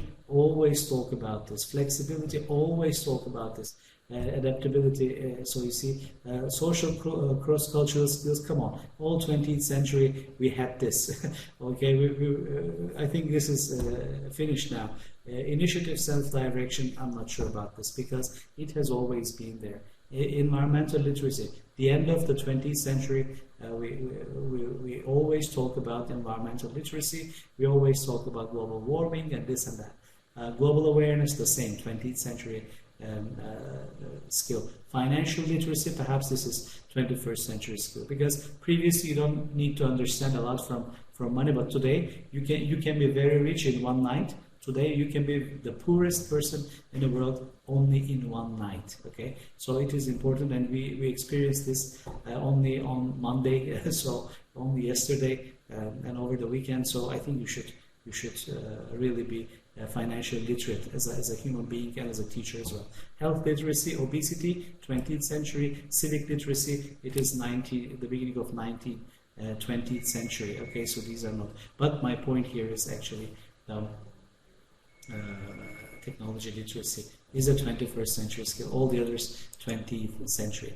When we talk about TPAC, here we have the content knowledge. Here we have, which you all perfectly have, I know. And then there is a pedagogical knowledge, which is the knowledge about the students. These two things should come together somehow, okay? And during the pandemic, it was only technology who could bring them together. Okay, your knowledge as a teacher and the kids could come together only through technological knowledge. And this model is showing why technology is important, because, like I said, there is only one thing that could bring these two things together, and it was technology. and that knowledge. Okay.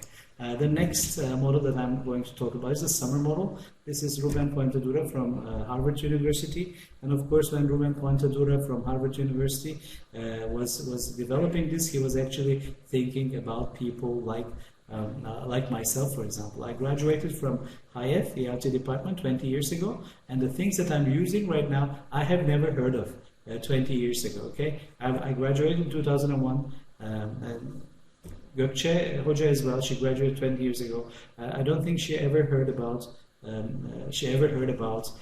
flipping the classroom and the flip model, right? But this is everything that she learned later in her career, okay? And this is what summer model is about. When you want to learn new technologies, you should start small, only by substituting one activity in your class, okay? You start with substitution. Change only one activity, employ some technology, and that's it. And later, expect to do more, which means augmentation, okay? And through augmentation, and augmentation, by the way, means to make something very valuable, and then this value comes from, value can and should come from technology, using more technologies. And as I already mentioned, Steve Jobs, Bill Gates, Mark Zuckerberg, they're valuable people, okay? And then this is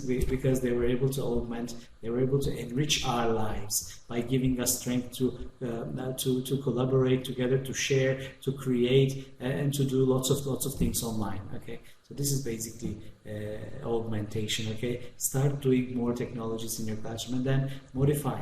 If you want change lots of things that you're doing in the classroom, use more technologies, and then there are zillions of Web 2.0 technologies, zillions of 3.0 technologies which you can actually use for your classroom. And then comes in the redefinition. Today, pandemic actually helped us redefine all the education. All education goes online. 1.7 billion people do everything online now. Exams are redefined, okay? The way we are doing exams is being redefined. So this is what this model is about. It's about how we can actually survive in this very huge turning of the technologies, okay? So now the point is, can we learn online? Can we learn online? Well, one answer comes from Richard Meyer, who talks about, yes, the cognitive theory of multimedia learning, and he says that when he talks about what is learning, he's talking about, yeah, we are learning through words and graphics, which is we are learning through sounds, of course, of the language, and of course pictures. And if you can combine the pictures, okay, if you can combine the pictures, I'm not going to talk about these. The pictures and words, the sounds and the words. Then it is possible to learn even online if you're doing a good design here. Okay, so this is the answer is yes. Can we learn online? Can we learn from distance? Yes, of course we can learn, and this is happening all around the world these days. Okay. So I'm not going to go dive too much because I think I have only a couple of minutes more.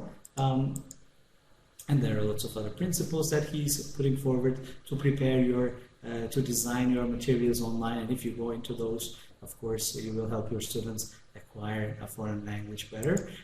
So what is social presence now? Or if you're doing an online class, well, it's very easy. Like we are here, we are all together, yeah, and we feel that we are together, don't you? Because these are real people who talk to you. Gökçe is real, I'm real, and then your friends are real here. And look at the transactional presence, feeling connected to others. Of course, I didn't have the chance to do lots of activities with you. I could have done, but didn't have the chance only. If I could have done that, we would feel that more. And then, of course, this will help with the cognitive presence, and then the teaching presence, which is the creation of all that material that I'm doing with you here. And of course, this is a very nice design of a good online lesson, which talks about, well, you start with a warm-up, and then you go with the whole group application, which I'm doing right now. And of course, since this is just a webinar, I can't go through all of these stages, but I promise you I'm doing this in my classes, yeah. I do breakout rooms, I do pre-read discovery, I come with comments, and then of course I do with reflection, and I do all of that in my courses. So let me just give you a couple of applications for synchronous use. Adobe Connect, what we are doing right now, well, yeah, of course it works. Zoom, Canvas, Google Meet, all of these you can use for your students. And if you want to be a good teacher someday, you really need to be able to use all of these very effectively. Okay, and then Google Docs, which can help your students work together. Miro as well, Mentimeter. Mentimeter.com, this is what I'm talking about, Padlet, All Everywhere, Answer Guardian, all of these you can use for synchronous use during the classrooms. And like I said, if I had more time, I would just be using those, and I'm using these in my classes, and it helps really. My students are always like, I didn't understand how the time passed. It is why, because I'm sending them to do a task online, come back, talk about it, go and do something else, come back, talk about it, and then they really don't understand how time passes. Application for asynchronous use, well, there's zillions. There are zillions. You can use the blogs at Modo, Google Classroom, blah, blah, blah. Animation programs, Storyboard for writing, Flipgrid and Voki for speaking, Quizlet, and then newly developing virtual reality and augmented reality as well. I'll just, I think, leave you here, because like I said, I really didn't have enough time to, it's a huge topic, of course, but I think I'll just leave it here for question and answers a little bit, and then I'll just leave the floor here. And I would like to complete my my talk with this Mark Prensky's word that he says: we now live in a time where individuals in small teams can attack real problems anywhere, at any age, on the family, team, community, cultural, national, world, and cosmic scales. Just two examples, the world scale, these two beautiful people, Turkish people from Turkey, who found the vaccine in Germany. Okay, they tackled a world problem.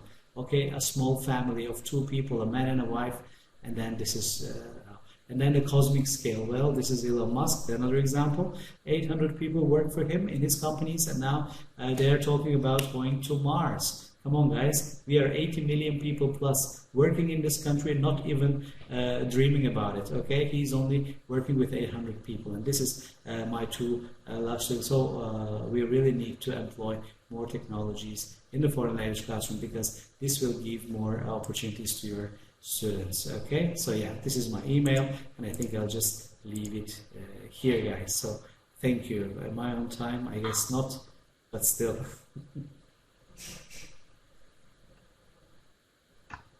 Done with the Thank you very much, Dr. Tuncer for this educational presentation. Now we have a question and answer part. You could write your questions on the chat box.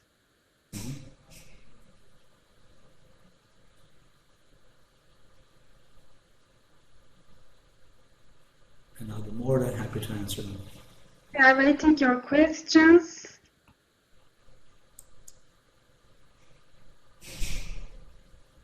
Gencer asks, due to the fact that most of people use Instagram quite commonly, how can we improve our students' English skills by using it?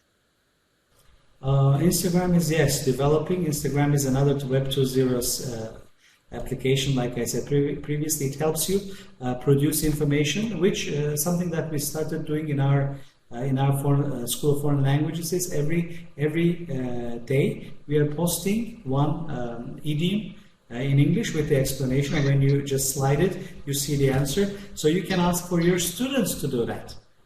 So your students creating information using Instagram, and of course when you give them a real feedback, a like, because they create, and this is helping them acquire a foreign language. So I think this is a good use of it. This is what we are trying to do in our School of Foreign Languages. And there are zillions of other things that they can share on Instagram too. Yeah, because our students are writing, creating books on Voki, on some bird, Storybird. They're creating other things, and they're just sharing the pictures from their story in their Instagram. Yeah. So it's Thank you so much. Any other questions?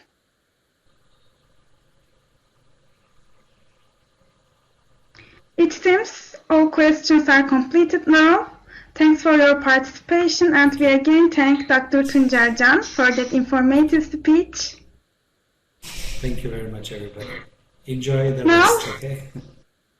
thank you. Now we have a coffee break for 10 minutes. After break, we will continue with Duygu ERDOİan at 16:10. Thank you.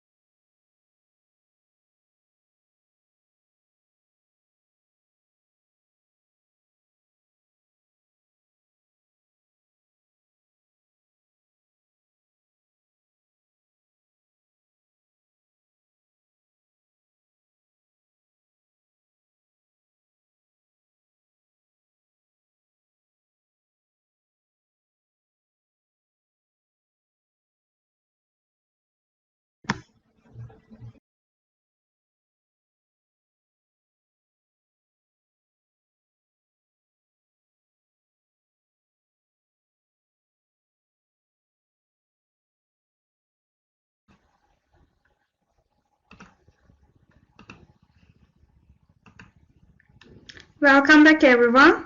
Our last presenter, Duygu ERDOÐAN. Duygu ERDOÐAN is teacher trainer and educational consultant at Unlimited Educational Services. She has a bachelor degree in American culture and literature and master degree in English language teaching at Bahçeşehir University. Her research interests include teacher research in service, teacher education, and critical thinking in education. She is one of the founding members of TİSOL, Turkey Association. Now I would like to welcome Duygu ERDOÐAN to make her speech. Hello. Okay, so this year's popular 2 questions.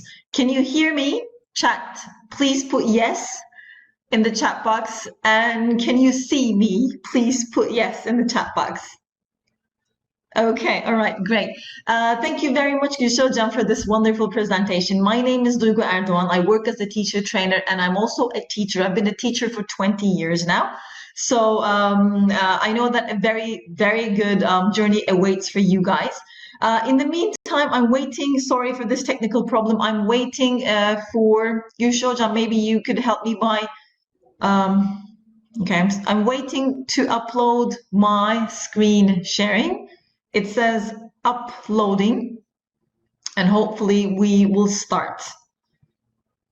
Okay, it says now 30%, still waiting for that. Now, today I was very happy to watch Gökçe Hocam's and Dr. John's presentations, because what you're going to watch with me today, what we're going to talk about today in this session, and I use the word we, because hopefully we're going to try to make it as interactive as possible. We're going to look at how to make this learning process during the pandemic or online education as effective as possible for our learners. So with Gökçe Hocam, you talked about flipped learning, okay? And then with Dr. John, you talked, I think Tuncer, Dr. John, you talked about how to integrate technological tools into lessons. So in this session, we're going to try to combine all of them. But before we begin, Gülşah Hocam, I am going to need some help. I still can't share my screen. Okay, it says uploading. Try to repair now. Okay. What shall I do? Sorry. Try to repair now, hocam. Okay, let me try that. Okay. Let me. Okay. Let me try again.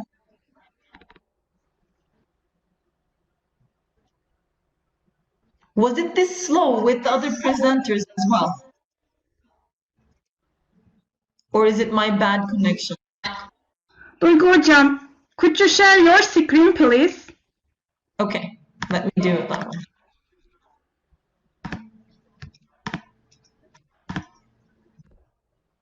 Okay, I think you can see me now. And the screen, can you? Okay, great, Yes. Wonderful. Okay, all right, let's start. Okay, so basically we're going to look at, but why do I hear an echo as well?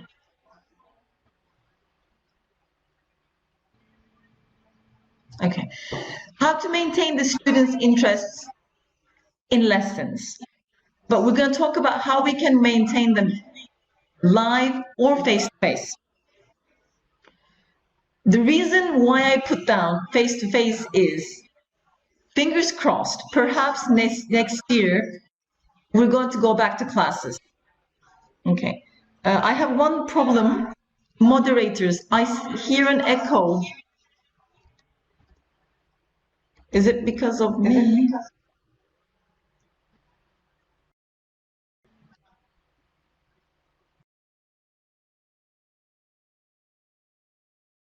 Now, I would like to start with a quotation that I like by Chris Grosser. Opportunities don't happen, you create them.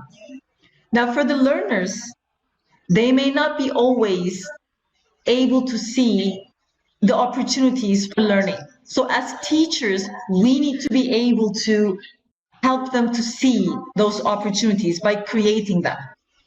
Now, this was a very unusual year for everyone.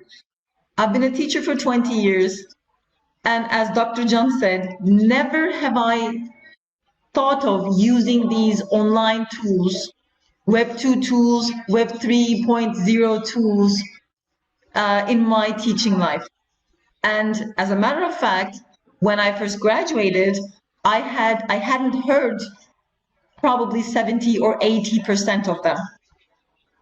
So what happens now is it's time for us to put all of these together. I'm joining this webinar from Izmir, so before I begin, let me tell you that if there are any technical problems and if I disappear, please don't panic, don't worry, stretch your legs, get up and walk. And if you freeze, just come back to the link again. So here's today's agenda. Okay, and I would like you to use the chat box as much as you can. We're going to look at what motivation is, factors motivating our learners, and how we can actually encourage our learners to participate in online lessons. Okay, so let's start with motivation. Everybody, please come to the chat box. What is motivation? How can you complete this?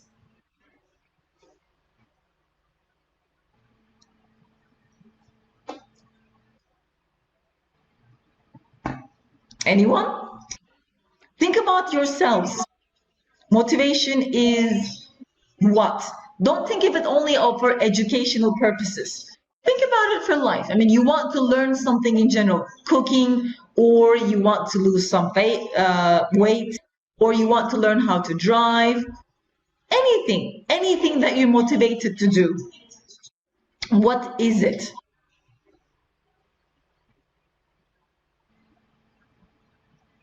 Nothing? Okay, music. Thank you. Thank you. All right, the will. Definitely. Anyone else? And yes, I do agree that music motivates us, your goals. So if you have a goal, a target, then you're motivated. Okay, driving factors for actions, definitely. Painting, why not? Doing what you love. Okay, what you have here, guys, is what you need to tell your learners. Because if you tell them that motivation is doing what you love, you have to make sure that your learners like what they're doing in the classroom. If you say that Ecem Ayban says painting, then you need to make sure that you have some drawing, coloring, and painting within the classroom. If you say music, that should be in the classroom. If you say willingness, you need to find a way to make sure that your learners are actually willing. Okay, but you were all right. Motivation, according to Millet and Gorham, is a force or drive that influences behaviors to achieve a desired outcome.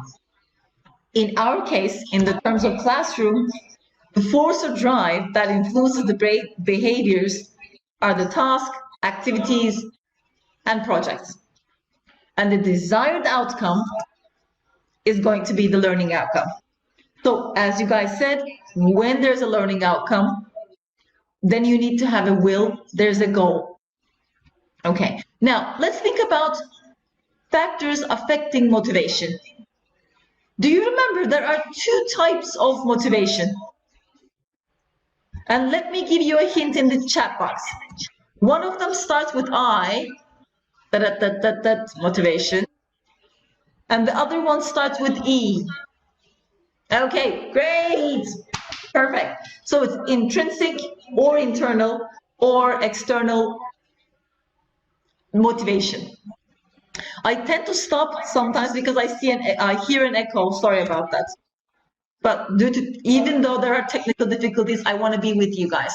So I'm going to manage this. Okay, so as you said, intrinsic motivation. So it's something from here, your inner side. So this could be the sense of achievement, curiosity, interest, and the pride. So you have a goal, and when you feel that you're going to achieve it, you're motivated. If you're curious, if you're interested, then you're motivated. If you feel pride in what you're doing, then you're definitely going to be motivated. On the other side, we can talk about extrinsic motivation. Money, when you get to start working. Grades, at the moment, when we're all learners, for our learners as well. Career, you are motivated because you want a career. And praise, the praise that comes from the teacher. Okay? Now, taking all of these, how can we motivate our learners in online lessons? Thank you. We need to make sure that we use active learning methodologies in the classroom. Have a look at it for 15 seconds. Read it, please.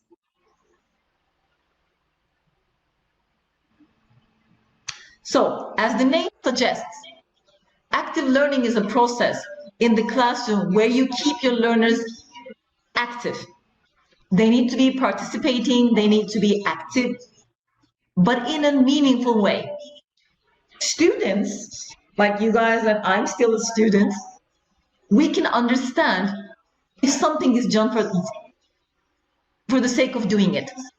Okay? So we need to find meaningful tasks. They need to say, aha, I like this and I want to do it. Okay? And there are millions and zillions of ways of doing this. And as Gökçe said, flipped learning is one of the things, and we're going to talk about it. And using technology, as Dr. John said, is another thing. And hopefully we're going to use that information again. So I would like to thank both of the speakers. As we know, this is the brain, and this is how learning happens. So from the spinal cord, information comes in.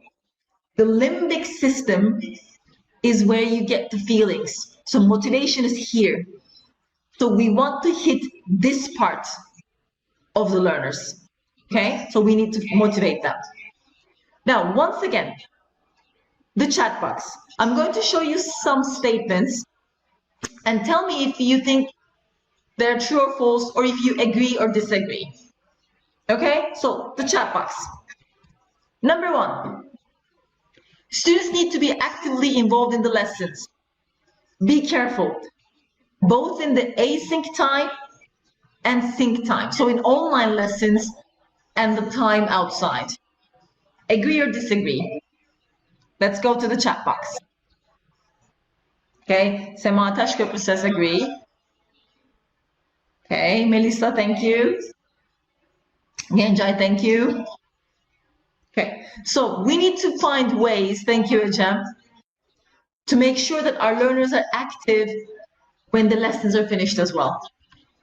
Number 2, as teachers, we need to provide resources.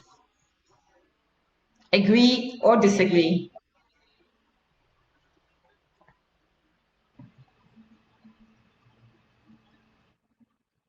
Agree? Disagree? Okay, agrees. Okay, so I'm going to say I partially agree. We need to provide resources, and I'm going to put a question mark and ask you a question. Do you think the learners can also provide the resources? Yes or no?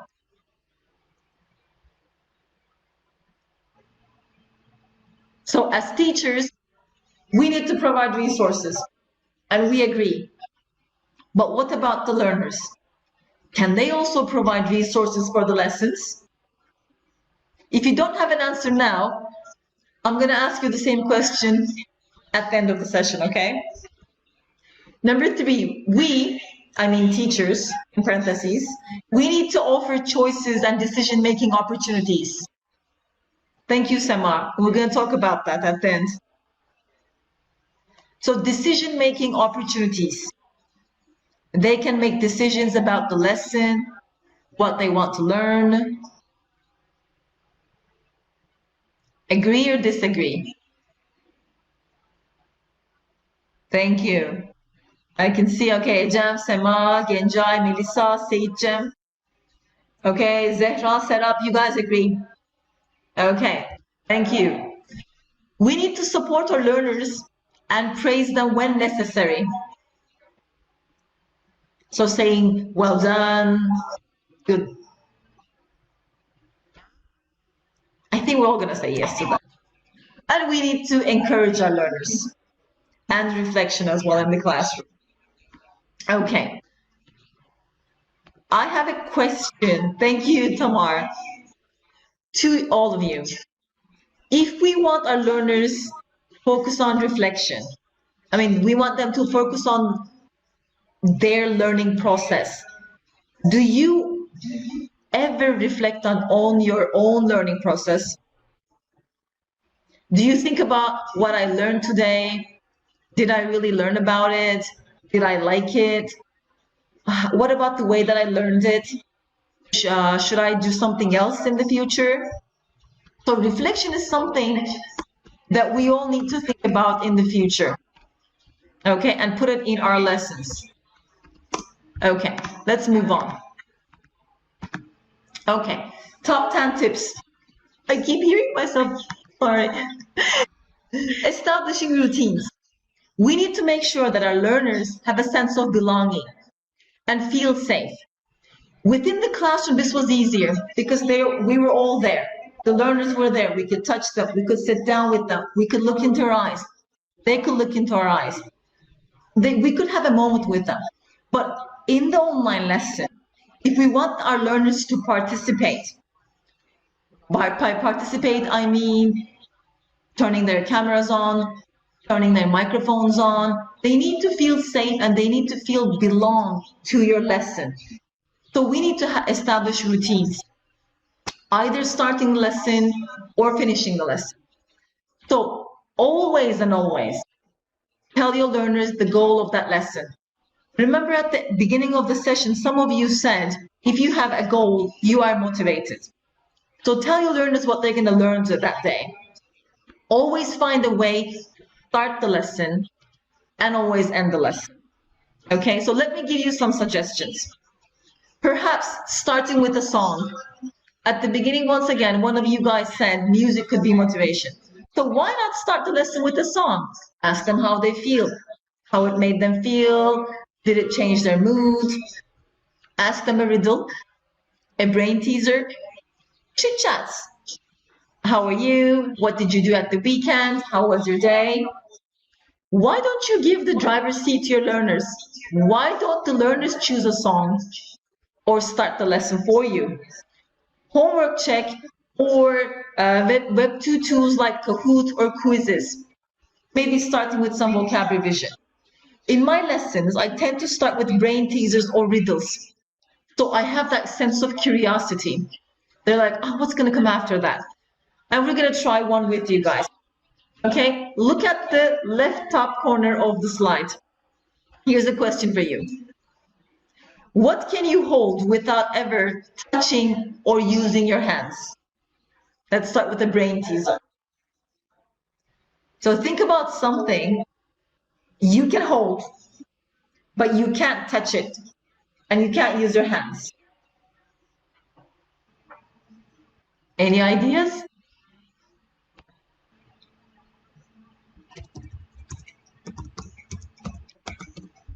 Okay, let me start then. Hold your breath. Okay, exactly. Thank you, Tam. We can hold our breath. Now, starting the lesson with a brain teaser gets your students curious and interested in what you're going to say. And if you can actually continue with a vocabulary lesson, what else can you hold? Hold a meeting, hold a Zoom session. Okay, so you can continue on with this. Let's continue with another brain teaser. Look at the second one, guys. Which word in English is 5 letters but read as one? So it's going to be a word that you write, 5 letters, but when you pronounce that word, it sounds as there's only 1 letter. Anyone? Okay, it was actually Q. right? And can you guys spell Q, like Q-U-E, Q-U, it goes on like that. You have lots of letters in, lots of U's and E's, but you always pronounce with that Q, okay? To be exactly, thank you, Genjai. So starting the lessons with such brain teasers is definitely gonna motivate your learners. And they're gonna start using their brain. The brain starts thinking. So you already have a group of learners who are in the lesson participating, okay? So number 9, put the learners in the driver's seat. What do we mean by that? Remember the question I asked you guys, I said, do you give or do you want to give your learners the opportunity to make decisions? This is the case that we can talk about. We can have our learners own the lesson. In one day, you may have a reading lesson, a grammar lesson, and a listening lesson, and you can always ask them, which one do you want to do first? Or which one do you want to postpone for tomorrow? Give them a decision-making opportunity. You are going to do them anyway, but you can let your learners own the lesson. They can personalize the lesson in this way. If you're going to do a reading lesson and you're using a course book, do the one in the course book. But how about asking the learners to provide a second resource by bringing in another reading text from their own interest? Then you can actually understand who likes music, who likes technology, who likes art, okay? Because they're going to bring the text for you. And after you check what the text is, you can use it in the classroom. And you can just say, Ali brought this text, and thank you, Ali. Or you can say, I can see the names here, like Ecem brought this. Thank you, Ecem. Or Genjai brought this music to us. Thank you, Genjai. Okay? So you're going to actually give your learners the opportunity to pick. At the very beginning, you said that with motivation, we need willingness. If the learners are willing to make plans for the lesson, they adopt the lesson, they own the lesson, they personalize the lesson. Okay? Number 8, give your learners a reason to turn up. Now, in online lessons, you can make them jump up and down, sit down, but outside the lesson, we need to give them something so that they come back to the lesson. So there should be a link. Okay? So in the synchronous learning lessons, these are the activities that you do.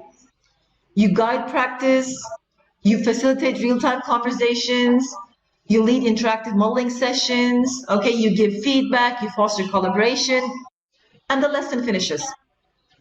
How are we gonna make sure that the learners come to the other lesson? We need to give them a reason. So we need to plan the asynchronous learning activities as well. We need to give them such a task that they have to come to the next lesson and be a part of the lesson. For example, you can ask, look at the second one. You can ask your learners to watch a video, answer certain questions, and come to the session having ready to discuss it. Or you can ask your learners to watch a video and then take a video about their ideas and reflect on the video and send the video to you. And in your online lesson, you can watch those videos as well. Or engaging in online discussions. Even if you're not there, we're going to look at some tools, and I think with Dr. John's session, you looked at some tools as well. You can create your own classroom outside the lesson so that these learners continue interacting and then bring the interaction into the classroom. Okay? Some active could be, they could prepare and administer surveys. Let's say there's a reading text about health. Why don't the learners prepare a health questionnaire and then go outside, but of course with social distancing, and administer the survey and bring the results to your classroom. You can also have a classroom Padlet wall. Padlet is a tool if you have never used it. Okay, go to padlet.com. It asks you to write your name and then give a name to your wall, and then you create an online wall. Whenever the learners want to write something or post an idea, a text, they can put it there. So basically you're creating an area, a platform where the learners can also communicate outside the sessions as well. So you're keeping your learners going. They can interview family members, okay? Circling, ticking. Now, why circling and ticking? Sometimes our learners can be at a lower level.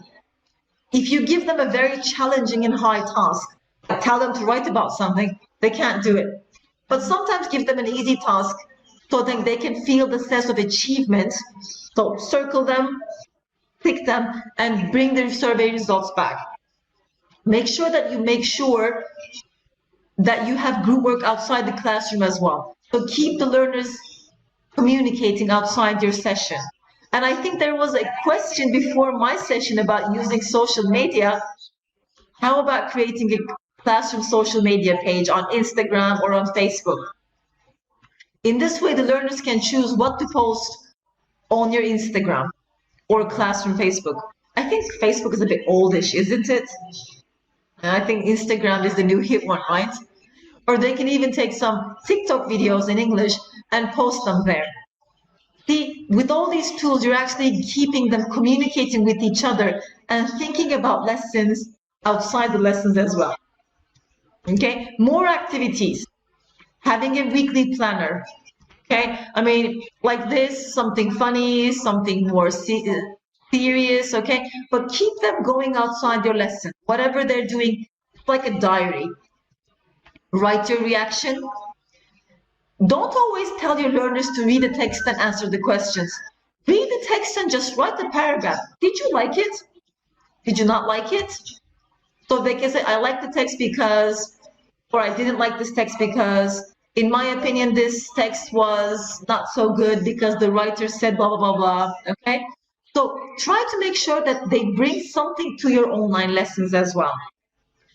And the last part, look at the right side of the slide. As we are under lockdown, I don't know about Istanbul, or the places that you guys are in Izmir, Saturdays, we can go out. On Sundays, we can't. So let's say that you have done a grammar point. Let's say present continuous tense. Have the learners sit in front of the window and ask them to look outside and report what's happening. Like 2 people are walking, 1 boy is playing in the park, a woman is driving, okay? Or you can ask them to report this in past tense. Write the times and then say, yesterday at 2:30, 2 men walked down the street. Yesterday at 3:30, 1 boy played in the park, okay? So you're connecting the outside world with your lesson and they are bringing something to your lesson as well, okay? A KWL chart. Now, this is a tool that I use in my lessons a lot. You give your learners a chart, just one like this. Before discussing a topic, let your learners think about it silently, individually. So before they come to your lesson, they complete the first part, what I know about this topic. So they're activating their schemata, they're thinking about the topic, what they want to say, what they actually know. And the second column as well, what do they want to know about this topic? They can put down questions, they can put down keywords. And in your online lesson, after you do your listening, your writing, or your reading, okay, after the lesson, they can complete the last part, what I learned. Not only your learners are, let's say, putting down what the whole learning process, but they're involved before the lesson, during the lesson, and after the lesson, okay? So this is a tool that you can use a lot as well. Now, showtime, once you have the feeling of belonging and a safe environment, the learners can start designing posters and actually talking about them in front of their cameras, or finding out about interesting facts and talking about them. Preparing and delivering presentations, calculating how many calories different sports activities burn, and bring that into the lesson as well. So these may not be in the course book that you use, but make sure that you take things a notch up. Give them a reason to do something outside so they can come back. The last one that I showed you is my favorite, preparing a video. But always start with your own videos. If you want your learners to take a video and, you know, show their face and bring it to the lesson and, you know, share it with the classrooms, so you have to do it first. Let's say that you tell them, talk about your eating habits. First, show your video, okay? So these are the tools that you can make some showtime lessons. And you can establish a routine with this by saying Monday mornings or maybe Friday afternoons are going to be your showtime. So at the end of the week, they're either going to do a presentation, they're either going to prepare a video and show it, or they're going to design a poster and talk about their poster. But when you look at the activities here, these are real life skills. Finding out about something, calculating something, preparing a presentation, designing a poster, preparing a short video, okay? All real life skills. So don't make anything meaningless. It has to have a meaning and they can relate it in their lives as well. Okay? Number 6, if you work with young learners, okay, make sure that you keep the learners active. And if you work with older learners, you need to keep them active in the lessons as well. For the younger ones, always use songs. But at the university I teach at, I also have my learners and me, we just stand up and sometimes dance. It also helps us, okay? With older learners, what you can do is you can have stand up and sit down.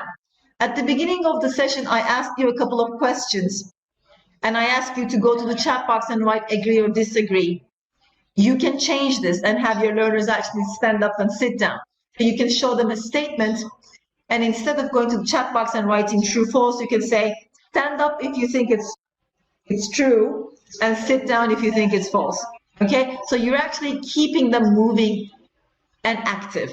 But once again, don't forget, for a learner, either young or old, a teenager or an adult learner, you want people to turn on their cameras and actively participate in the lesson by standing up and down and doing some silly moves. You need to make sure that you have a safe environment. Okay, another variation is the learners can have an A4 size paper. And on one side, they can write true, and on the other side, they can write false. So when you do a reading lesson and there are questions, okay, they can basically just hold up their answer and write it on the paper as well. So see, they're active, they're moving, and they're participating. But don't forget, feeling safe. That's the key word, okay? They can use the environment, either young or adult, okay? They can use Post-its for vocabulary items, for language items. Ask your learners to use Post-its, write household objects, and just stick it everywhere around their houses.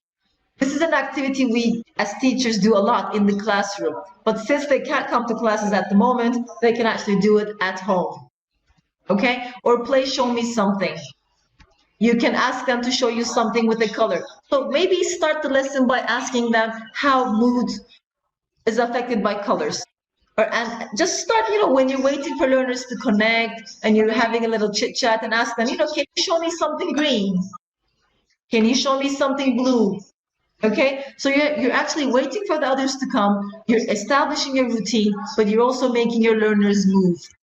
Okay, you can ask them to show you something with shapes. And if you're working with younger ones, you can always ask them to bring 2 pieces of toys, 2 pieces of clothes. Okay, bring your favorite clothes and why you like it. With teenagers, I find it very active to use this, especially with clothes. When you tell them to bring your favorite clothing and talk about it, why do you like that? And interesting things come out, like I love this t-shirt because my mother bought it for me, my best friend had bought it, or I painted this t-shirt, I sold this t-shirt. So things really come up. You get to know your learners and you give them a meaningful activity to participate in. They're talking about something that is theirs. And people like talking about things that theirs, okay? Drawing dictation, either young or adult, okay? Now think about yourselves, okay? As a young teacher or a student or a trainee teacher or even an experienced teacher, at the very beginning, one of you guys in the chat box said painting and drawing. Okay, visualizing learning is very important. If you can visualize something, you can memorize it. You put it in your memory. So let's say that you are dealing with a language point. I mean, or vocabulary like household objects. You can ask them to draw what is in their houses, and ask that one specific learner to talk about his or her drawing. And at the same time, the other people in front of the cameras will start drawing by listening to their friends. Or let's say you're talking about prepositions of place. You can actually read them a text, a very short one, and have your learners draw what you're talking about. Or let's say you're talking about likes and dislikes. Or one of the ones that I like the most is about past tense, which is quite difficult for Turkish learners. They can actually draw a timeline. You can tell them a story and they can draw the story for you. Okay, it's not, drawing dictation is not only an activity for younger ones, but also for older kids as well. Okay, classification games is another tool that you can use in online lessons. I have 4 minutes and I'm going to finish, I promise you. Especially for vocabulary, if you're dealing with adjectives and adverbs, wild animals, domestic animals, okay, whatever you're playing with, have your learners to bring in a piece of paper. On one side, write adjective, on the other side, write adverb. As a teacher, you can call out words and they can show their answer, or you can pick a student to call out vocabulary items while the others are, thinking, okay? Science suggests that if you are moving, like with your body, okay, and if you are actually thinking about something at the same time, so you're thinking and you're moving, you memorize it because you memorize the movement, okay? So it's going to make this lesson a memorable one as well. Competitions. These are very old activities that we used to do, like using bingo, but they still work. And I do suggest that using such activities, old and traditional ones in your sessions and in your lessons are going to work well. Either face-to-face lessons or online lessons. And the last one is the most important one. And positive reinforcement and rapport. We need to make sure that when necessary, we praise our learners and give positive reinforcement. They need to know that they're valued. Learners are part of the lesson. They can pick and choose, they can own the lesson, they can make decisions about the materials that are used in the lesson or the way that the lessons are actually done so that they can feel a part of it. Then they're going to feel motivated. So putting everything together, okay, let's have a look at this poster. Okay, we need to help our learners find their intrinsic motivation. We need to be excited. So you yourself, as a teacher, need to be excited in the classroom. If you like what you're doing, if you are interested in what you're reading, if you're interested in what you're listening, then your learners are going to be as well. You need to also show that excitement as well. Give the learners some sense of control. Make sure that they belong to the session and they can make decisions as well. Give praise when earned. Try to make things fun as possible. Get to know your learners. And one of the best ways to get to know learners is to talk to them and ask them to share moments from their lives, personalize the lessons. Okay? And look at the right top corner. This is the most important one, especially in online lessons, is create a threat-free environment. Okay? Make sure that they know that whatever is happening in front of the camera within the session is going to stay with your session. And always make sure that the learners work together as well.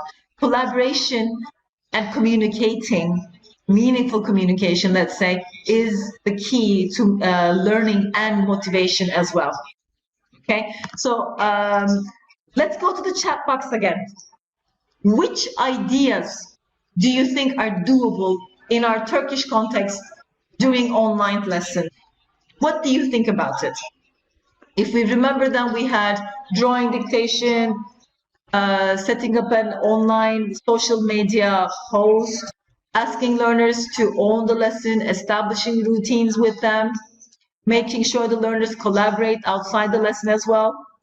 By the way, I'm terribly sorry if I stop at some points because I have an echo. So I hear myself and I'm speaking, so it's quite difficult for me.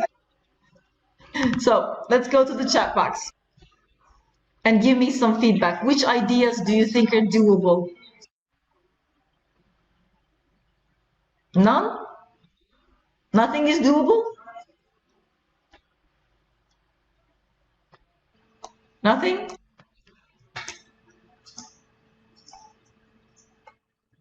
Okay.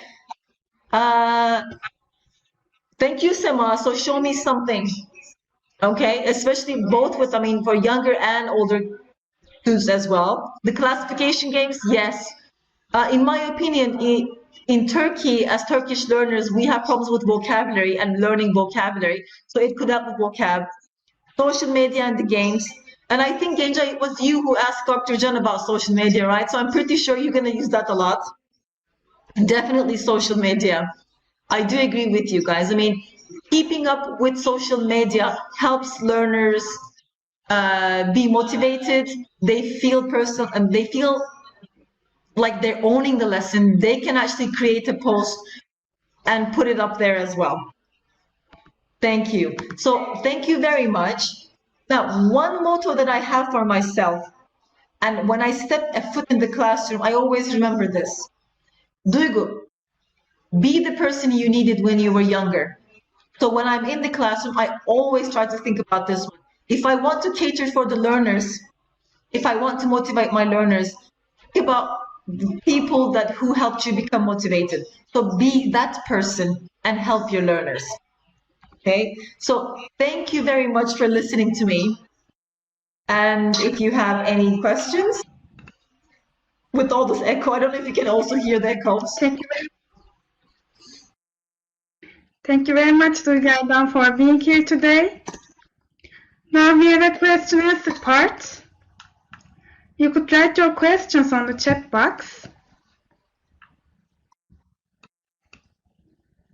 What can you recommend us to focus attention on online lessons? I do believe that attention spans are quite short in online lessons, Genca. So I think we should have fast-paced lessons and make sure that you change the activities in your lessons, because the attention is going to be short. So make sure that in online lessons, you break the lessons into chunks. I think Sema says, how can we help our learners find their motivation and decide on their goals? Thank you, Genca. What I do is, Sema, at the very beginning, on the first day of my lesson, I give my learners paper and pen, and I ask them to write a letter to themselves. By the end of the month, I want to do this, I don't want to do this, these are my goals for this month. We close all the letters, and at the end of the month, we take out the box again, and I distribute the letters back to them. So I tell them, here were your goals. You can even just write one goal, anything, but even one goal is enough. And on this paper, they can write, this month, my goal is to read 2 pieces of articles in English. Even that's a goal. And as they feel sense of achievement, and as they feel that they can actually do it and fulfill their goals, they're gonna want to have more. Duygu Hocam, how does teacher motivate themselves? Well, Ecem, I believe that continuous professional development is very important, because as teachers, we feel burnout. You can feel tired, you can feel demotivated, and we have life outside as well.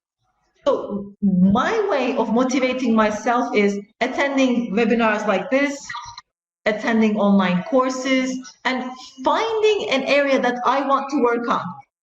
For example, this year was an extreme year, and I'm not sure I have really mastered online education. I have to work on online education. So my goal for this year, 2021, is to attend an online course about how to improve my online learning areas and teaching areas as well. So you have to set a goal for yourself as well. Thank you. Thank you, Tamar. Yes, CPD, definitely. Continuous professional development. Guys, I am 40 years old, still learning. And I'm probably going to be still learning in the next 20 years.